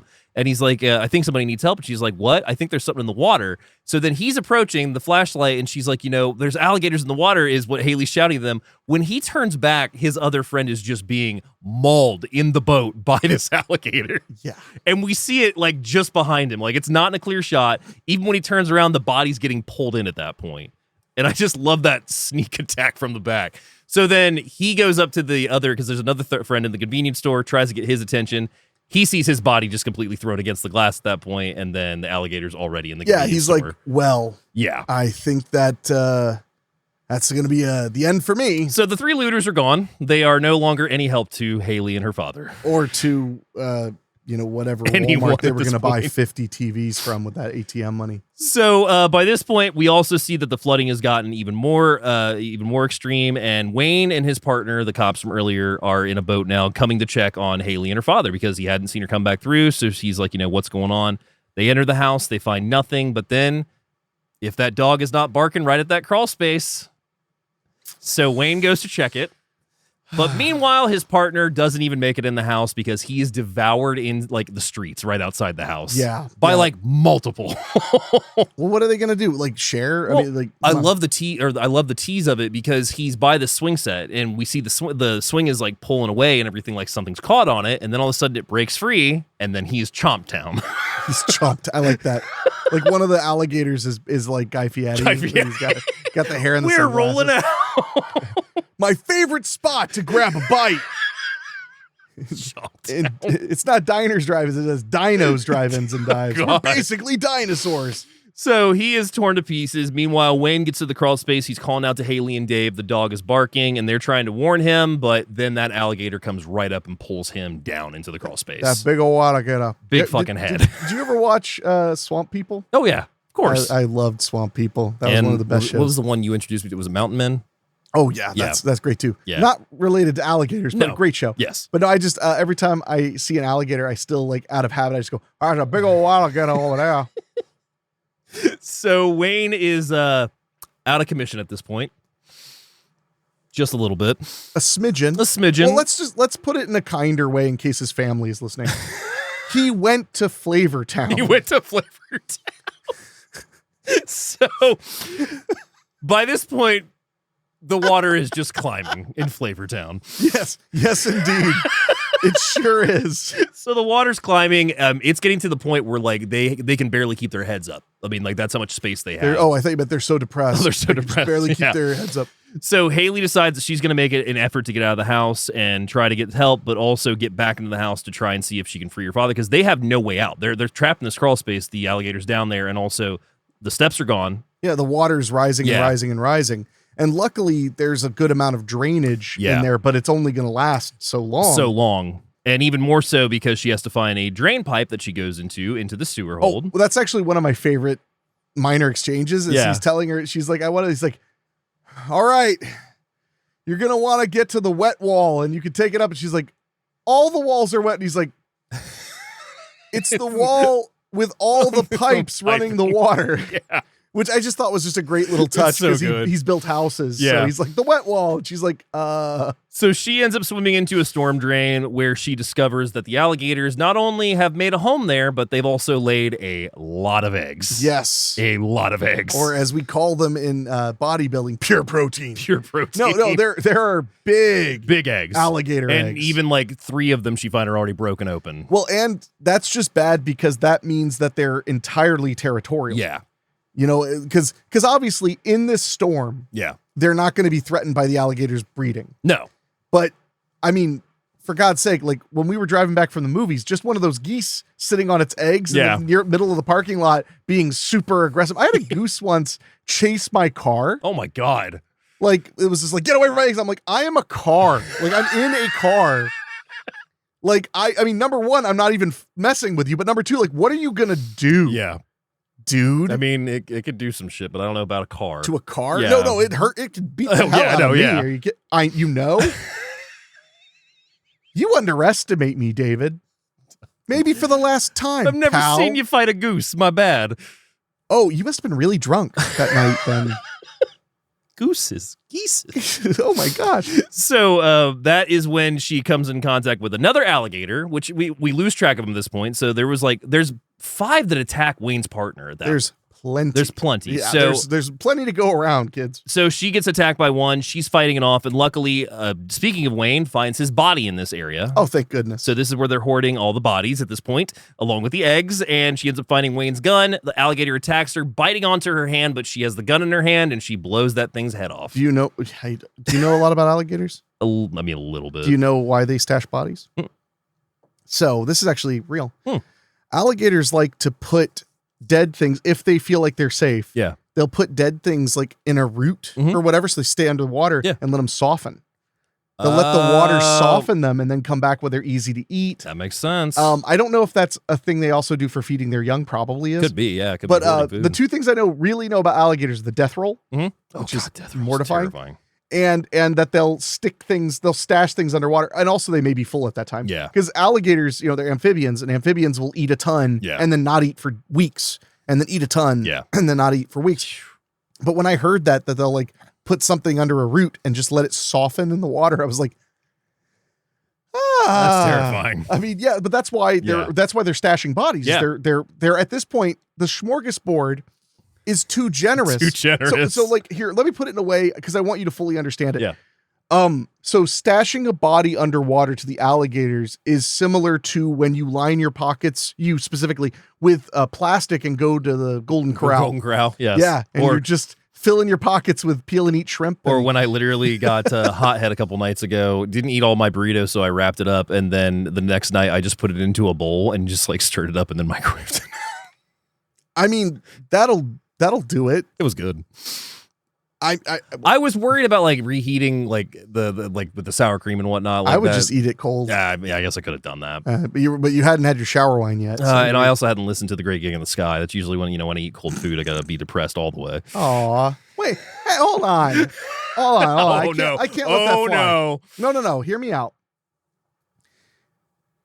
Is eating cold leftovers from a restaurant depressing? No. I don't know. I just wanted, because to me, like, that's not sad because like it was brand new great food like 2 days ago. Now, of course, it was really old is one thing, but like, no, like eating a cold can of green beans out of the can, that's sad. That's depressing on a Thursday night after you just couldn't stand editing podcasts anymore, but I would know. Not waiting for the Hot Pocket to completely eat and just deciding to eat it as it is. Okay, that's fucking sad. Or no. I remember the one dish I made that broke you during quarantine was spaghetti tacos. Where I just took banquet TV dinner spaghetti. And, that's what makes it sad. Yes, and put it into hard shell tacos. Oh, to hard shells. Okay, because for a second when I thought it was regular tortillas, I was like, so it's like you took a trip to the Depression Piata. Trying to think of how I can combine Fazoli's and Taco Bell.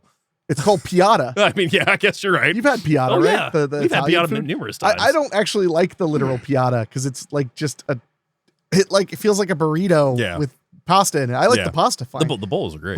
But no, yeah, if you combine Taco Bell with Fazoli's, it's basically piata. I mean, there's also a status during quarantine where I basically discovered the magic of microwave burritos and scotch.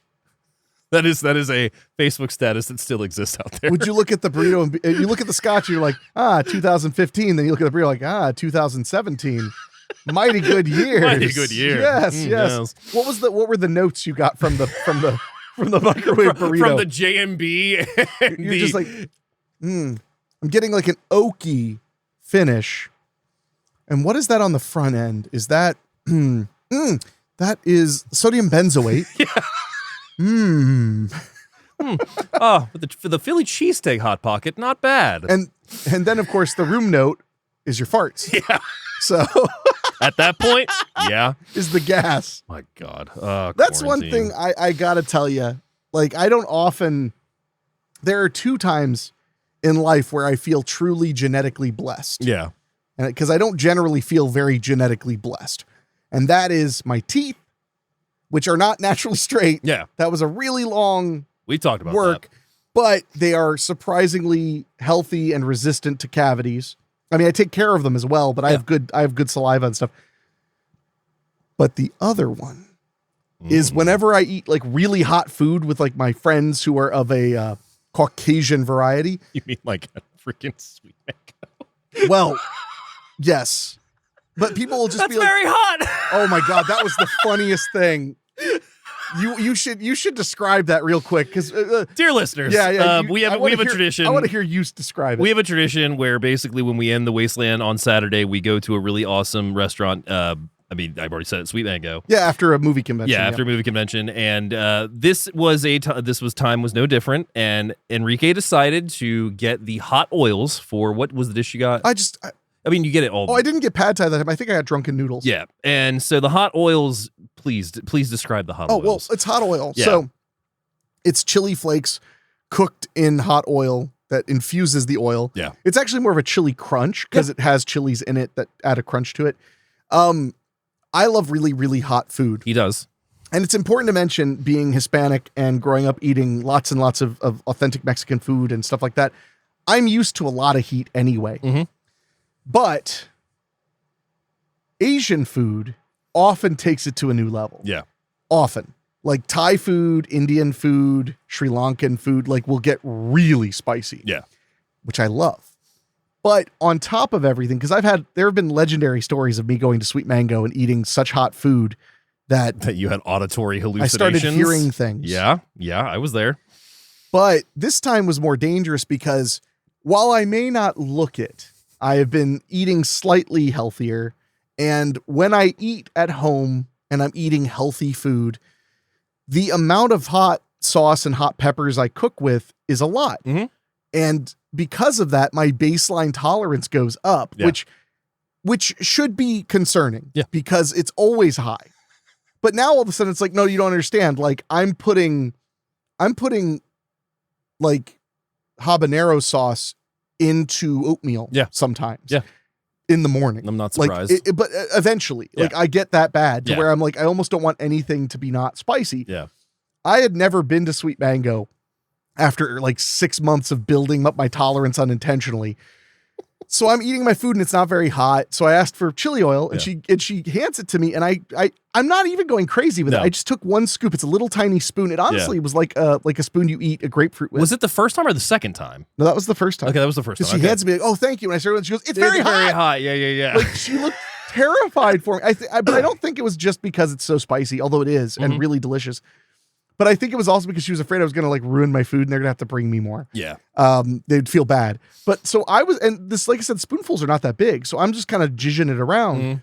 But eventually I'm like, who am I kidding? And I just put the whole thing in there. And I asked for a second one and she was like, you sure? Yep. And I was like, please bring me one more. Yep. I was waiting for you to get one to go in the car for the donuts.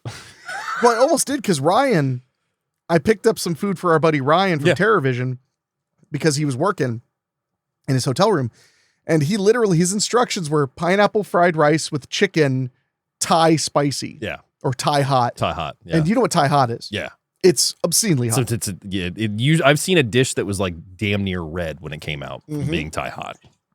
So I almost thought about going, could you give me a cup of that? Because I know how much he loves hot food. Yeah. But to go back to my original point, I have all these friends who will also down really hot food, but they'll be like, I'll be paying for that tomorrow or whatever. And I'm like, doesn't happen to me. My body just, it's like, I'm like in Mars Attacks when they just like capture the nuclear bomb and then like huff it for fun. That's me with spicy food. It almost never causes intestinal issues. Although I did feel like really hot in my chest and stomach for about 4 hours. I like that. Did you feel it when we were smoking the cigars afterwards? Not afterwards. I mean, I was already feeling it. Okay. I mean, I was feeling it for, when I went to bed, it was funny. All I took was 1 Pepsid AC before I went to bed, which honestly is more about how much I ate so late at night than it was even the spice. And that's not a brag. No. This food's very, very hot. I just like it. Believe me, I've had your burrito before. I know how you like spicy things. Yeah, you got what you fucking deserve. I did.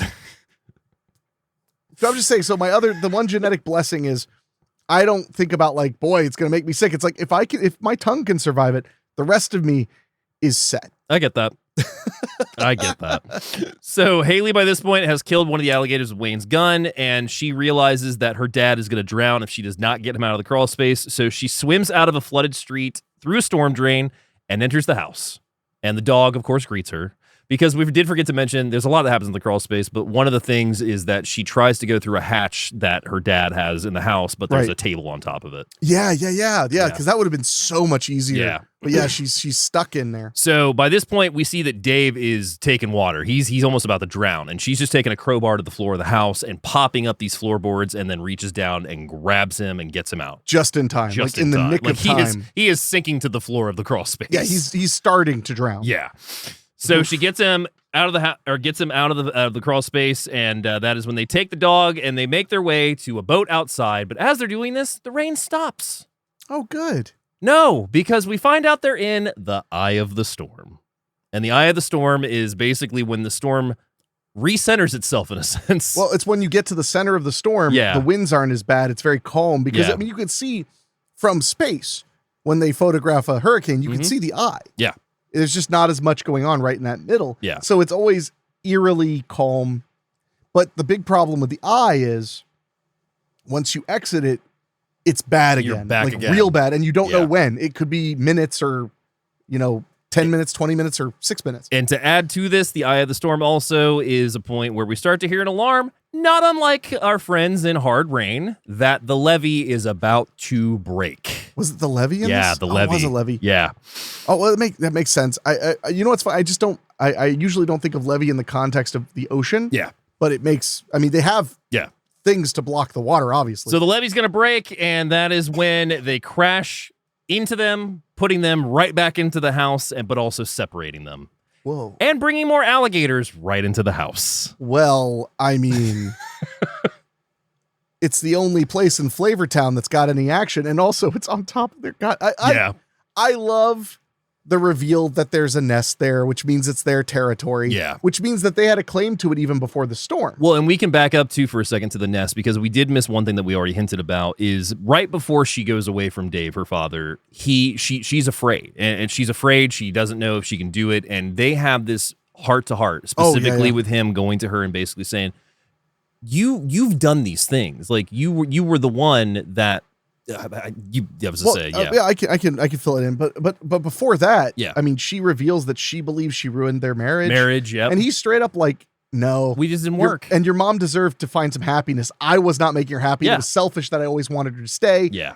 And I didn't feel as bad when she was staying because you kids were still in the house. I would be like, well, we're just keeping it together. So the moment you guys were gone, I couldn't do it to her anymore. And he even admits that he never tried to sell the house. He couldn't bring himself to do it. Yeah, which I kind of suspected. Well, I mean, when we see the house, there's like the measurements on the walls and everything. Like he's got so many memories tied up in this house, and that's what he even says. He's like, I can't sell this house. She's like, it's just a house. He's like, it's not just a house. Like these are our memories. And it's easy to since he works repairing houses, it's easier to be like, well, I got to fix it up. Yeah. And then it just takes forever, because he could literally do everything there. He could redo the drywall and then be like, oh, I gotta redo the electric. Oh, I gotta do this. So he could just keep it for as long as humanly possible because he doesn't want to move on. Yeah. But the speech the part he said to her after he was like, I can't believe you think it's your fault. It's not your fault. I'm the one at fault. And she even says like, well, when, what about you? You deserve to be happy. He's like, no, I don't. Yeah. Which is really a sad moment. It is sad. But it's also important because the fact that he could admit that to her, that he feels that badly about himself, is a moment that he could grow from. Yeah. But then he tells her, he's like, the reason oh man, I'll get emotional. But he's like, the reason I'm confident that you've got this, that you can't give up is I remember when you couldn't hold your breath at the pool and you got really upset and we came home and I was like, it'll be okay. And you were so mad. And I was like, don't give up. It'll be okay. And then I heard a sound and I came downstairs because I thought we had a burglar. Yeah. And I look outside and it's you taking big breaths and dunking yourself in the water at 2 a.m. She's a little kid, which by the way, is why pools are more deadly than firearms and cars for children, because you will drown in a pool. Yeah. But, just look at Mikey's sister. Oh, well, that was her fault. Jesus. No, but so he says that like, I saw you dunking yourself until you could do it with your own motivation. Yeah. Nobody told you to do that. And he was like, and that was when I knew like this girl's a fighter. That's why it's hard to, because it's a really great scene. And it's a great scene that makes you truly want these characters to win. Yeah. No matter how fun and silly the concept of killer alligators in a hurricane is. Yeah. These are real people. These are real people, and they're written so well, and they have a human sense about them. They're not just throwing one-liners around and whatnot. They're working together. They're being sentimental. It's good writing. One time, a friend I would talk about movies with, this was years ago, was talking about how the thing he hated in thrillers was that like when they would try to be heavy or try to give you something like that, that you'd be like, but it's always so like, it's always so thin, it's like a few scenes. It's like, you don't really earn it. And I'm like, and I was like, you're right. It should be like Steel Magnolias. It should be 3 hours. I love Steel Magnolias, but my point is like, yeah, you're right. It should be 3 hours of character development and then also a hurricane and some like an alligators or like a Die Hard situation. Yeah. Well, it's like, come on, man. They're trying to balance it. One of my all-time favorite feeds of dialogue in character development is Wishmaster, where the sister is with her in the room and she's just like, oh, are you smoking again? Like, you shouldn't be so stressed about that. She's like, hey, you saved me from the fire, but I didn't get mom and dad out. Yeah, no, I mean, but even with something that cheesy, it gives you everything. What they're trying to do is give you a character that matters, but not take you out of the story you showed up for. Yeah. Because that's the thing. It didn't say, crawl and sad dad. Yeah. Like it's a Wishmaster and therapy. Yeah, it doesn't, you'll wish for higher level Anthem Blue Cross, so it'll pay for your therapy. Granted. But that's my point is like, I think they did a good job of pacing this out to give you what we need to get to know them. Yeah. Obviously we can only get so much because it's a 87-minute movie about a killer storm full of killer alligators. Yeah. We're not going to derail the whole thing. No. Because imagine how much people would complain. Oh, yeah. If they were like, it's 2 hours, 30 minutes of it was just the mom and the dad talking to his daughter. It's like they're giving you more. Yeah. And they're thinking it through. And honestly, it was very subtle overall. But at the end of the day, it's like you can't expect the most intricate and subtle characterizations when you want a 90-minute creature feature. Yeah. So they're giving, in my opinion, they did a phenomenal job with it. And that made me care. Yeah. And little things like that can make a really big difference, especially if you're like a stupid softie like me. Like Friday the 13th Part 4. What's the guy who's in the woods who says he's hunting bear? I can't remember his name. I can't think of his name either. Yeah. But when he gives that little speech about like my sister was killed and stuff, I feel for him because Jason's killed a bunch of people at that point in the series. Yeah. Now, of course, I feel like they kind of did him dirty with how quickly he got dispatched, but that's a whole other conversation.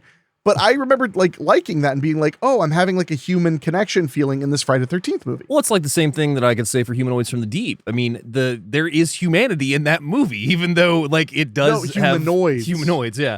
But no, there is humanity in that movie because the whole the whole thing with the monsters is coming after this whole town being against each other for this cannery opening, and also the racism too. No, that one's like a great example of like that's all about subtext. Yeah, I mean that's like a cause movie, which Corman loved doing back then, those, especially. yeah. And that's a whole other kind of can of worms. Yeah, I mean, but really well done. They did a great job with it, and that's the thing. A lot of nature run amok movies, usually they're either about nature being kind of an allegory for what happens when you mess with nature, what happens when you do whatever, and how it could come back to get you. Yeah. It's usually either an allegory for that, or it's an allegory for like destiny, an allegory for the challenges that life will bring you that you're not expecting, and how you have to rise to the occasion of any challenges that come your way. Yeah. And, you know, perhaps I'm overthinking it, but I really do feel like for the most part with disaster movies, although this is a disaster monster movie. Yeah. With disaster movies, that's kind of the point, is like, no matter, like when we talked about Hard Rain, like that's the whole thing, is it's like, oh yeah, you made a plan, but like none of the storm clouds that don't give a shit about your plans. It all comes back to like that old saying I always loved, which is how do you make God laugh? Make a plan. Make a plan. I always like that. That's I always solid. thought, that's a great, saying, whether you're a religious person or not, because that it's like, oh, that's a good way of saying shit happens when you party naked. So speaking of Hard Rain, we are now into the Hard Rain section of Crawl, because there is no ignoring the fact that these last 10 minutes are very Hard Rain-esque. Yes, and I'll give them I'll cut them some slack. It's a flood movie, just like Hard Rain. Yeah. How far can you go different when it comes to surviving a flood? Of course, in Hard Rain, there were crooks to escape. In this one, it's alligators. I mean, the alligators are basically Randy Quaid and Morgan Freeman in this. I find most alligators are pretty much Randy Quaid. So Dave and the dog make their way upstairs. Alligator attacks them right away. So we already have, I think 3 alligators in the house that we know of right off the bat. Yeah. So he gets bitten on his forearm, and that's when Haley navigates around the kitchen, because she is trying to not alert herself, but also get to the police radio that we see that's floating in the water. Yes. Excuse me. We're both having issues tonight. I just got over some kind of a thing. Yeah. I don't know if it was a cold or what, but it's pretty much, thank God it's over. Yeah. So we even get faked out a couple times, like we think something's in the water, and eventually there is. An alligator closes in on her, but she traps it by swimming into the bathroom and swimming around the bathroom stall, which is one of the most famous scenes in the movie. Well, it's brilliantly shot. Yeah. The bird's eye view of the whole thing happening. Really intense and creepy. Super intense. I mean, she literally shuts the door with it in there, climbs over it real quick, and this thing is just trapped behind a glass door that's going to give way any second. Yeah, any second. Second. Well, and that's that's something Aja is really great at. Yeah. That I think gets lost when you look at the hot tension. Mm-hmm. Hot tension, literally tension's in the title. There's tons of tension in it. Yeah. But because it was so extreme, that tends to be what everybody remembers. Yeah. When in reality, the twist. Well, yeah.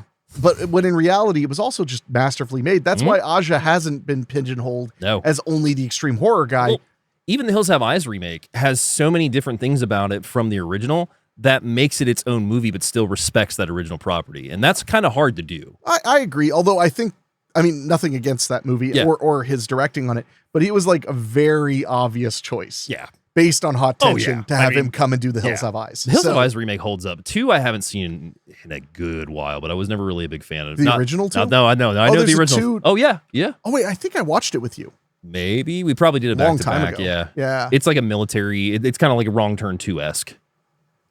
I don't know if I've seen it. Okay, I'd be willing to revisit it. It's been a while. Well, geez, David. So she's got this thing slammed inside the shower door, and she tries to make her way to the attic. She's attacked by another alligator at this point, and attempts to kill her with a death roll, which is what I think the first death roll we get in the movie, but in close up too. Yeah. But she is ready, because she luckily has some flares on her that she found when she was out rooting around, and takes one of those and sticks it right in that fucker's eye. Yeah, she does. Lights it, sticks it right in the eye.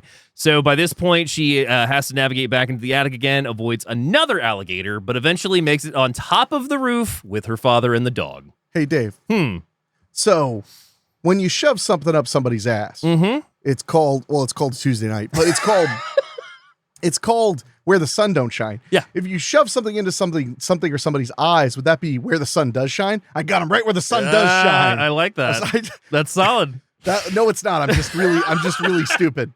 So they're all reunited on the roof at this point, and that's when we see a helicopter fly overhead.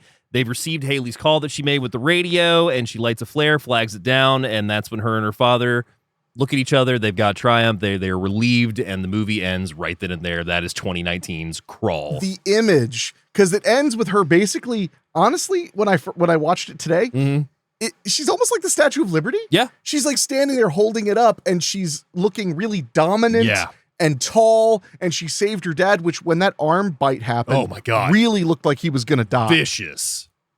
Like really looked like he was going to die. Yeah. And of course they teased having the dog almost die a bunch The of entire times. time. I got some trivia about that. So, well, and that's the thing though, is like, I think Aja really is a guy who's got his finger on the pulse. Yeah. Of how to do a great thriller that can be accessible. Because this, again, I could show my mom this. Yeah. She'd be really scared. Yeah. Because it's very scary. But she also showed you like New Nightmare and Dawn of the Dead. Well, brought those home to you to show her. I mean, she didn't show me, but no, mom can take a lot of the credit for Freddy Krueger. Yeah. The moment she found out I liked Freddy Krueger, because my sister would show me tapes, she was just like, oh, New Nightmare just came out. I'm going to go get it at Blockbuster. I'm going to call ahead. Yeah. Yeah, that's fair. I still remember eating pizza on the floor watching that with my mom. That was a fun time. So would you like to guess what the budget was on Crawl? So my instinct would be really low, but we didn't mention this was Sam Raimi produced. Yeah, Sam Raimi produced. Famous for Evil Dead, and we covered one of his lesser known but incredible movies, A Simple Plan. Yes. So I'm going to guess because they tended to be a little higher budget when he was producing than you'd expect. So I'm going to guess closer to 15. You're right on the nose. 13 and a half to 15 is the estimation. Okay, because my initial guess would have been like 7 or 8. But Raimi always tends to bring a little bit more budget. A little bit. And also, this movie's from 2019. And it's kind of like what I've been saying about how sometimes you can look at stuff from like 2017. Yeah. And we're 2025. So yeah, it's almost 10 years, but it's not that long ago. And you can see how much cheaper things look. So I do want to say that I think if they did that movie today, they could probably do it cheaper just because of the advances in technology. I would say because they obviously had to use a lot, and you'll probably know more about it in the trivia you researched. But they probably had to use a lot of matte techniques and CGI in order to make this entire flooded world because it would be insanely expensive. Just wait till I get into that. So yeah, 13 and a half to 15 million is the budget. Opening weekend, which is July 12th, 2019, brings in 12 million. Nice. Worldwide ends up grossing $91 million. That's a hit. Yeah. So it was filmed in Belgrade, Serbia? Yeah, Belgrade, Serbia. Production took place in a warehouse facility. Within the facility, 3 sound stages were equipped with the largest one, an exterior house in the neighborhood, another one for the house, exterior and interiors, first and second floor, also used for underwater filming, and a third stage for the basement and roof scenes. Barry Pepper mentioned that the warehouses were the size of football fields and that the houses, gas stations, and trees were all built on set, along with 7 water tanks, 2 filled simply to carry the water, 4 were used for each section of the house, and a 3-meter tall, 60-meter by 80-meter tank was used for the neighborhood. Wow. This was huge. Yeah, that's massive. Most of the weather elements seen in the film, including the wind and rain, were provided on set during filming, while the setting, trees, and hurricane itself were computer generated. That's what I thought. I mean, because it would just make, how would you afford to do it big anyway? After filming concluded, the visual effects were handled during post-production for 3 months by Rodeo Effects, supervised by Tommy Montemini Browder and Keith Calder, who created a total of 244 shots of the film. 3 months? 3 months. It looks really done. Yeah. 3 months seems really fast. Although the film is set in Florida, 6 of the 8 top-billed actors are from the UK, 1 from Canada, and 1 from Croatia. Well, okay. It's like an NBA team. Yeah. Scodelario found the shoot to be the most physically demanding of her career, stating, "I was broken at the end of every day. We were shooting 16 to 18-hour days. I was on set all day, every day. I lost about 12 pounds shooting the movie, but gained some of it in muscle, which I was quite impressed with. I broke a finger, came home every day, bruised, bloodied, and cut open."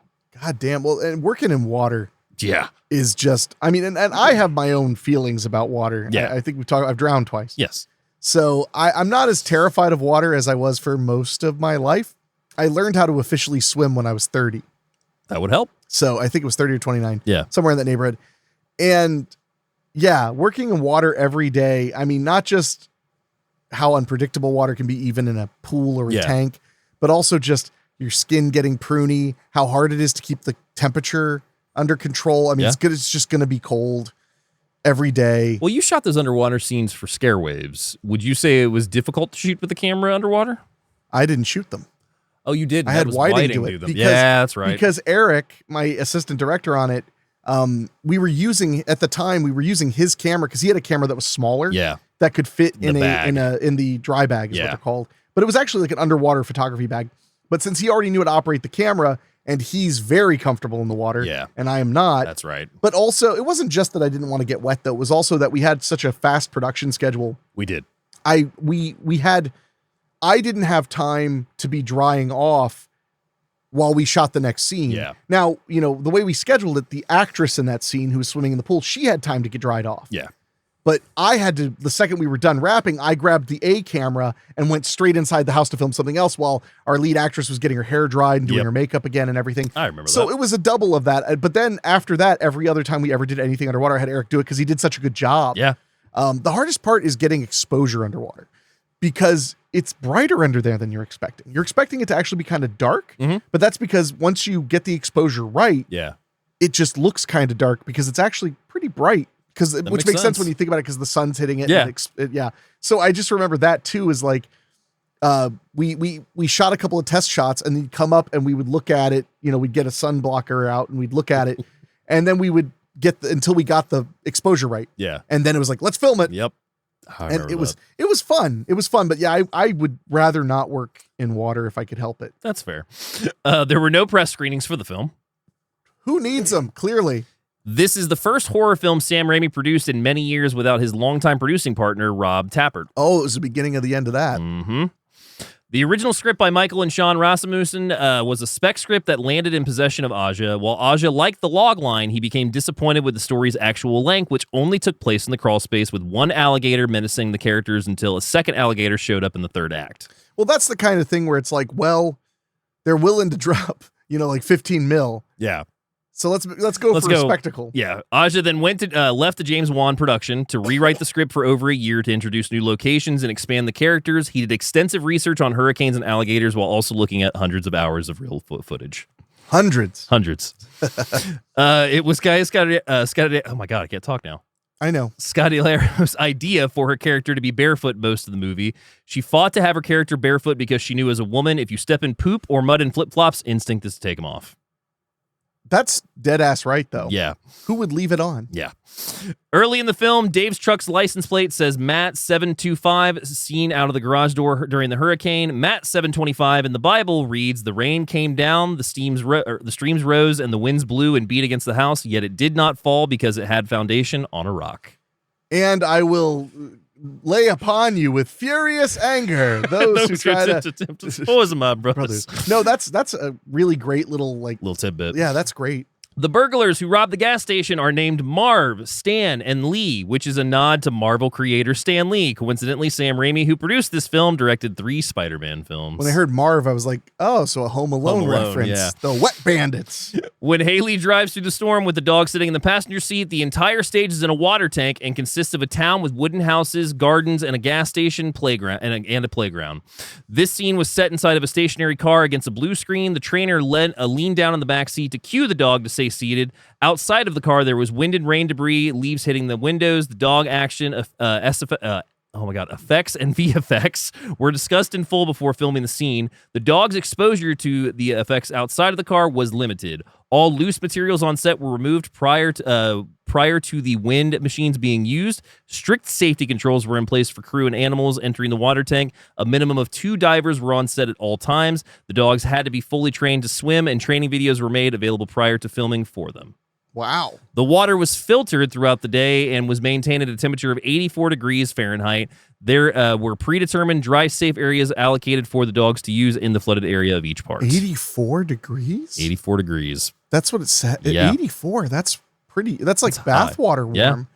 Wow, that's impressive. I mean, I guess wouldn't for a imagine long it that time, long. but that would be hot, I would think, after a while, too. Not when that's almost body temperature. Yeah, that's body temperature, yeah. I think. I mean, I think you would still end up feeling cold. Yeah, when you left probably. it and stuff.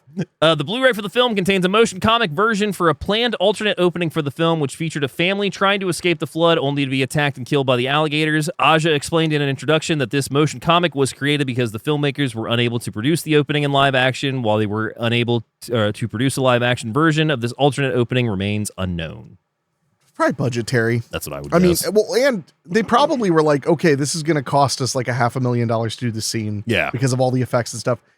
And does it really feed the main point? Like, it's cool. I watched it. I kind of like that we don't really get an idea of the alligators until it's really like bad 25 already. minutes in or so. But I kind of love that. Yeah. So I think that's another reason is like having the alligators, because we know they're coming. Yeah. So having the alligators kind of pop up right when we're at our most vulnerable, I really like. It's great. Aja revealed that the dog Sugar was originally meant to die, stating, "We were back and forth with the dog should sacrifice itself. Should the dog be fed to alligators to save someone? Should the dog lose a part of its body?" He recalled, "That's a bunch of horrifying ideas. At least if the dog sacrificed itself, it would have been noble to the end, but the idea of throwing Sugar to the alligators to save another person probably would have made audiences turn on the protagonist." Yeah, it would have. But I think at the end we chose not to do it because the interesting part was to make people feel that the dog was not going to make it for the whole movie. Aja said, alluding to the fact that so much does go wrong in Crawl that it's shocking the dog does make it out at all. In all fairness, the reason we asked in the first place, and yet there's one more reason Sugar survives in Crawl, also to keep him alive for the sequel. Oh, that's fun. No, but I do agree. Like having the dog sacrifice itself to save its owners and stuff would work pretty well. It would piss you off, but you would like get it. You get it. But having the whole movie be you wondering when the dog's gonna bite it, especially with Aja attached to it, you're kind of expecting like no punches pulled. Yeah, I like that. And like I said, this is a overall, for as intense as it is, it's kind of a lighter movie. We don't really lose any major main characters. No. We mostly lose every side character. Yeah, every side character possible. Yeah. So the action scenes draw heavily from Jurassic Park. The alligators are said to have vision based on movement, just like the T-Rex, so at different times the protagonist can escape detection by standing still. One main character has their arm bitten off, and another is helped to safety while nursing a leg wound bound with a tourniquet. One scene shows the main characters freezing in fear whilst pointing a torch straight into the eye of the antagonist reptile. The alligators are shown to hunt in threes, with one distracting the front while the other two swoop in from the sides, like velociraptors. Yeah, I didn't think about that. The main action takes place during a hurricane. Yeah. Was it a hurricane? Yeah. It wasn't a monsoon? No, hurricane. Shit. Yeah. Yeah. Whether it is a coincidence or not, the movie shows several similarities to producer Sam Raimi's film Evil Dead. A tree breaks through a cabin window. There are fights with monsters in the basement. There is a flood going on that prevents the protagonist from leaving the area, and one of them loses a part of their arm. That's funny. Yeah. Yeah, it's like Evil Dead 2 a lot. Yeah. That's pretty funny. That's And a funny finally, comparison. in August 2024, Paramount greenlit a sequel called Crawl 2. Aja set to return What a as director. I know. From script co-written by Andrew Douchman and Jason Pagan. It's probably not Douchman. Even if it is, it isn't anymore. Either It's way. like people named Kuntz with a U. So what are your final thoughts on 2019's Crawl? What a blast. Yeah. Hell yeah. I mean, honestly, what a friggin' blast. The fact that this movie is sitting here free on Tubi, or not Tubi, on Pluto. The fact that it's sitting free on Pluto, like if you've seen it before, like if you saw it in 2019 or 2020, put it on again. Yeah. Have some fun. It's a perfect kind of summertime film too. It really kind of fits, and especially with all the rain we've been getting. I mean, in our area. Well, and with all the rain, and also, but it's like it's in Florida. Yeah. It's got all that perfect kind of spring break for it. movie. Why not? As perfect as any other. It's going to be a rent it for me. This with a buy it caveat because A, it just did get a really good 4K from what I've heard. I'm probably going to pick that up at some point. But B, it's just, you know exactly what you're getting when you buy this movie, watch this movie, whatever it is in that regard. Yeah. If you want a movie with killer alligators during a hurricane, here you go. Yeah, it's definitely a rent it. I mean, like it's an own it if you're, a nutter who just loves the shit. Exactly. But it doesn't reinvent the wheel, but it gives you a really good time. So we always like to end the show with a couple recommendations. The first one I have this week, no surprise at all, 1980s Alligator, currently available on Tubi, Roku, Prime, Peacock, and Fossum. Pet baby alligator is flushed down a toilet and survives in the city sewers. 12 years later, it grows to be an enormous size thanks to a diet of discarded laboratory dogs injected with growth hormones. Now humans have entered the menu. Man, every time I always forget how ridiculous that concept. I love that movie, but every time it's a ridiculous concept. Such a good concept. Second one I'm going to do is 2012's Bait, currently available on Prime, Plex, and Fossum. A freak tsunami traps shoppers at a coastal Australian supermarket inside the building, along with the 12-foot great white sharks. This one is wild. Yeah, and it's so good. And I'm going to give a third one just as a shout out because this is one that like people talked about for a little bit, but I think a lot of people have forgotten about it. The Pool from 2018. Oh, yeah. Okay. In an abandoned 6-meter deep pool, a couple is stranded there with a deadly predator, which turns out to be an alligator or crocodile. I can't remember which, but that movie is fun. Really fun. And also has a lot of sponsorship from Pizza Hut. Yeah, there's a lot of Pizza Hut. There's a lot of Pizza Hut in that movie. Well, my suggestion, which you pretty much called, what it would be is 2016's The Shallows. Yes. When it comes to shark movies, there are many options.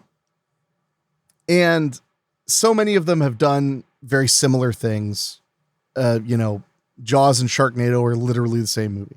No, but there's a lot of options that are kind of the same. In The Shallows, for those who don't know, the concept, according to IMDb, is a mere 200 yards from shore, surfer Nancy is attacked by a great white shark, with her short journey to safety becoming the ultimate contest of wills. The idea of being so close to the beach, but you're stuck on like a reef, basically, which, by the way, sucks to be on because it'll cut you up and everything. Yeah. It's a great film. The tension is so high in the film. It really is like, it's an insanely entertaining, engrossing film. It's currently on Amazon Prime with a membership and Stars to watch for free, or you could rent it wherever. But I highly recommend that one. It is just a masterclass in like a simple, stressful horror film. You literally stay with a character who gets attacked by a shark for the entire length of the movie. Yeah. And I mean, you are with them from the go of the rough. Well, I love when something is so simple, like you're 200 feet or whatever from the beach. Yeah. And then a shark can't hurt you, but you may as well have to go to the moon. Yeah. Because it's so impossible. I'm not going to go on a huge tirade or whatever, but in The Gray, there's a scene where a guy drowns because his foot is caught on the rock. Yeah. And he's less than a foot away from being above the water. Yeah. But he dies. Yeah. Because with his foot caught the way it is and with how cold the water is, it's impossible to get him out. So he drowns so close to the surface. Every time I watch that movie, it makes me like sick with anxiety because it's like you're so close to living and you don't get to. That seems rough. And The Shallows kind of plays on that. Obviously, it's a little bit more advanced with a 200-yard from shore thing, but the whole concept is great. And I didn't even realize until I was actually reading this right now, Blake Lively stars in that. Yeah. Yeah, she's a star. Who, went on to have a very big and tumultuous career and possibly personal life. But we're not that kind of show. We are not indeed. The Shallows from 2016, like, dear God, watch it. Hell yeah. Do we have any emails this week? No. Yeah, actually, we have a lot. Oh, shit. Okay. So I'm just going to cough real quick. Because we got a bunch, man. Okay. So, by the way, if you guys want to send us an email, please do so at doyouevenmoviepod@gmail.com. We love to hear from you, whether it's a commentary on what we've been showing or talking about, or if you want us to watch something, or send us an email, doyouevenmoviepod@gmail.com. Yes. This first one is from our buddy Maurice. Awesome. The subject is from a fan who's definitely not a personal friend. Damn it.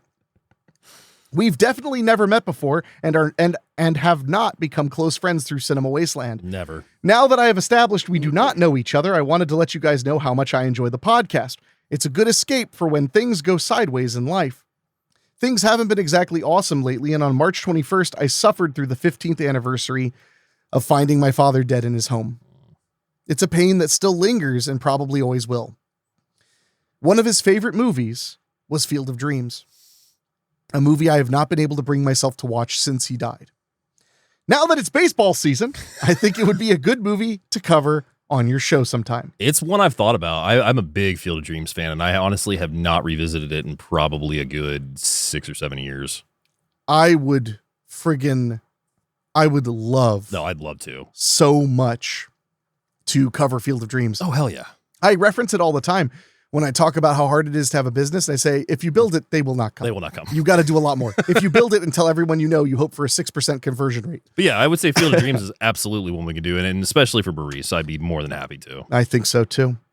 This next one's from our good buddy Trank. Oh, awesome. Yeah. Hey guys, still loving the podcast. After hearing the last one, I went home to have a Living Dead marathon. By the way, I'm taking Waffle Stomp for a band name, LeMayo. Was going through my search list for old movies and came across a gem from my childhood, Ooh. Runaway from 1984, starring Tom Selleck. Selleck and Gene Simmons and Kirstie Alley, if I remember correctly. Aces with Gene Simmons as the villain. Yep. It's a great movie in my opinion. I would also like to get your take on Mi Familia 1995. Man, I have not actually seen that. I've heard of it. I don't think I've seen that. Yeah, I've heard of it, but I have not seen it. But You should write that one down because you got me curious, and not just because it's in Spanish, but from 1995. It says 95. I found one in 96. That's probably it then. I have no idea. It's no, that's a TV series. Unless I'm spelling it wrong. M-I F-A-M-I-L-I-A. Okay, that's what I thought. It's because it's under the title My Family. Wait, we've seen My Family, haven't we? My Family? With Jimmy Smits, Asai Morales, Edward James Olmos. No, this is new to me. I've seen this poster before, but yeah, I've actually never seen this movie. A man makes his way from Mexico to Los Angeles in the 1920s and gets married, raises a big family there. The movie follows the children until they get married and start their own families in the 1960s. Yeah, this sounds right up our alley. I would love to watch this. Yeah, I'm all in. I've definitely seen this box cover. Yeah. I have seen this. Are you looking at the trailer? No, I'm looking at the trailer started to help, but no, I have seen this because I own a digital copy. I clicked on the Amazon thing. No, this movie's really good.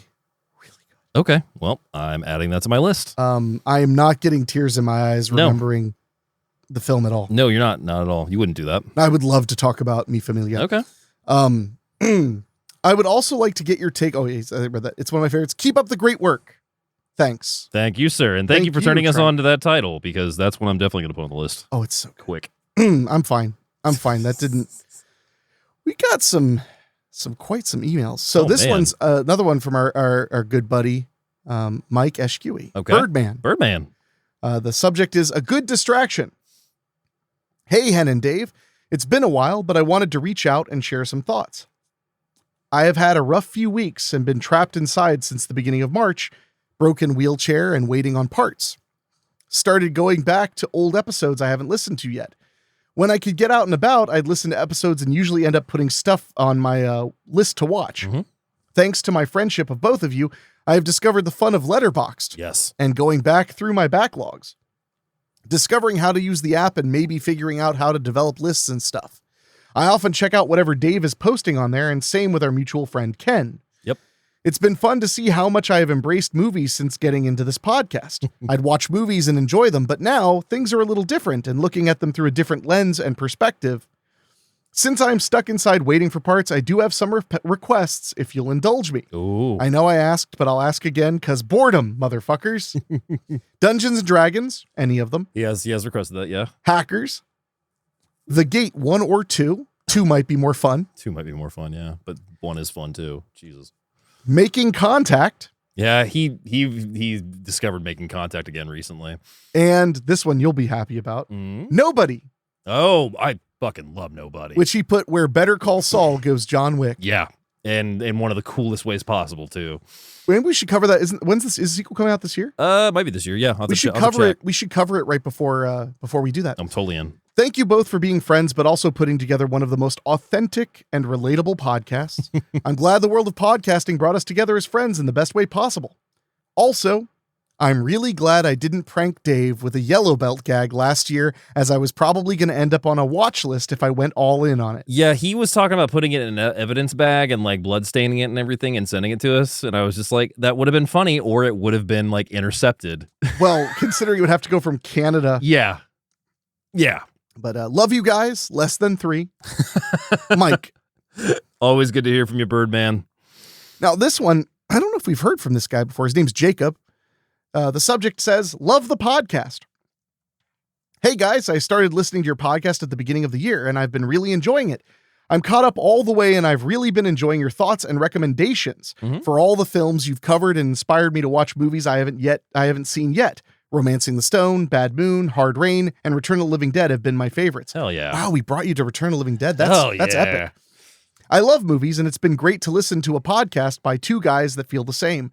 Your banter and introductions are also great too. It feels very natural. It's gotten more so as I've. Well, do you remember the time? Actually, we may have said that live on the air, where you were just like, and now it's been like 40 minutes. We have talked about the movie, and I was like, they can find any fucking movie show. Return of the Living Dead. That was therapy. That was the therapy episode. I stand by that. Yeah, I love movies, and it's been great to. Oh wait, I read that already. Sorry. Thanks for keeping it going and looking forward to many more episodes. Hell yeah. Well, I will mention, because I'm a son of a bitch, that if you love what we do here at Do You Even Movie, I don't plug this very often, but we could really use your support over on Patreon. Yes. Just go to doyouevenmovie.com and there's a link to the Patreon right there. If you contribute $3 a month or higher, you get to see the next, as long as time permits, the next week's show on Friday instead of Tuesday. Yep. It's just a little perk, but we really just massively appreciate the support if you can. Yeah, absolutely. We also have t-shirts on the website and stuff, which we do. If anybody were to buy one, I'd be very excited to see a picture of you in it. So, but that is it for our emails. But I want to remind you, you guys can send us an email at doyouevenmoviepod@gmail.com. Yes, sir. So, yeah, we had a lot of emails today. Yeah, we did. Would you like to know what we are talking about next week as April showers comes to a close? Hit me, white boy. Well, since it's coming to a close, I guess we can just say that it can't rain all the time because we are talking about Edward Furlong. Oh, we were talking about we're not talking about the Crow of Wicked Prayer. We're talking about The Crow from 1994, and this is probably going to be a very loaded episode because this movie's near and dear to my fucking heart. And I hate it. You don't hate it. No, I actually. You actually came around, but you just no. But I realized I'd seen it in the theater. Yeah, which was very that surprising. was crazy. Yeah, well, and it made perfect sense. Yeah, and once I thought about it, I'm sure we'll talk a little bit more about The Crow 2024.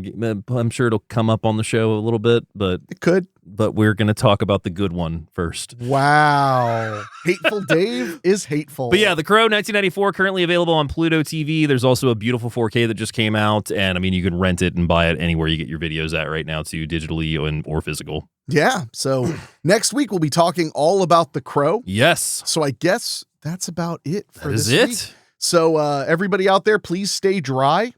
Yes. And stay away from the business end of any alligators. I would say that. That would be ideal. That would be ideal. We really do appreciate you joining us today on Do You Even Movie. If you enjoy what you heard and you're listening on a podcast app, make sure you're subscribed and leave us a rating. Yes, whether on please. Spotify or Apple Podcasts, it makes a really big difference.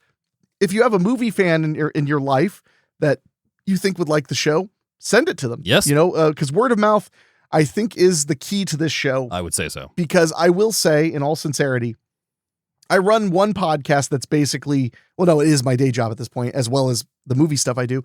And this show is a lot more of a fun experience and experiment. And we do air the horror related shows on Weekly Spooky, which is a nice way to kind of, double dip and get more of an audience for those. Yeah.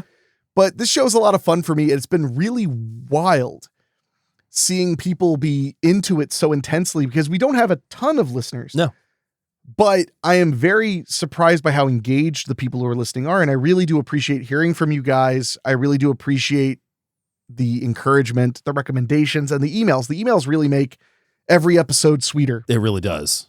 Except when you make me cry by reminding me about Mi Familia or talking about... It's okay. I might cry because Gutter Garbs just sent me an email that Freddy's Dead shirts are a thing now. Oh, well, your wallet will weep for certain. Yeah. Thank God all I do is buy cigars.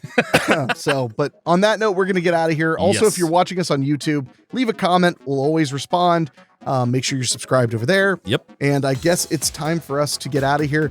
You know what's funny? Do you remember what you said on the way to the movies? You were like, Crawl, I like you, but a lot happens, but not really a lot to talk about. And you were like, this is going to be a short one. I didn't say not a lot to talk about. I just said not a lot you know what I mean. Happens. You know what I mean. Well, that's worse, saying not a lot happens. Yeah. But and it ended up being a beefy episode. This is definitely a beefy episode. Well, It'll never compare to Beefy Boy, but it's pretty good. You meet me, you can't beat me. So until next time, my friends, all of you stay safe out there. Yes. And bring an umbrella. Mhm. And we will see you next Flavor Crawl? Town. Crawl. Chomp Town. Chomp Town.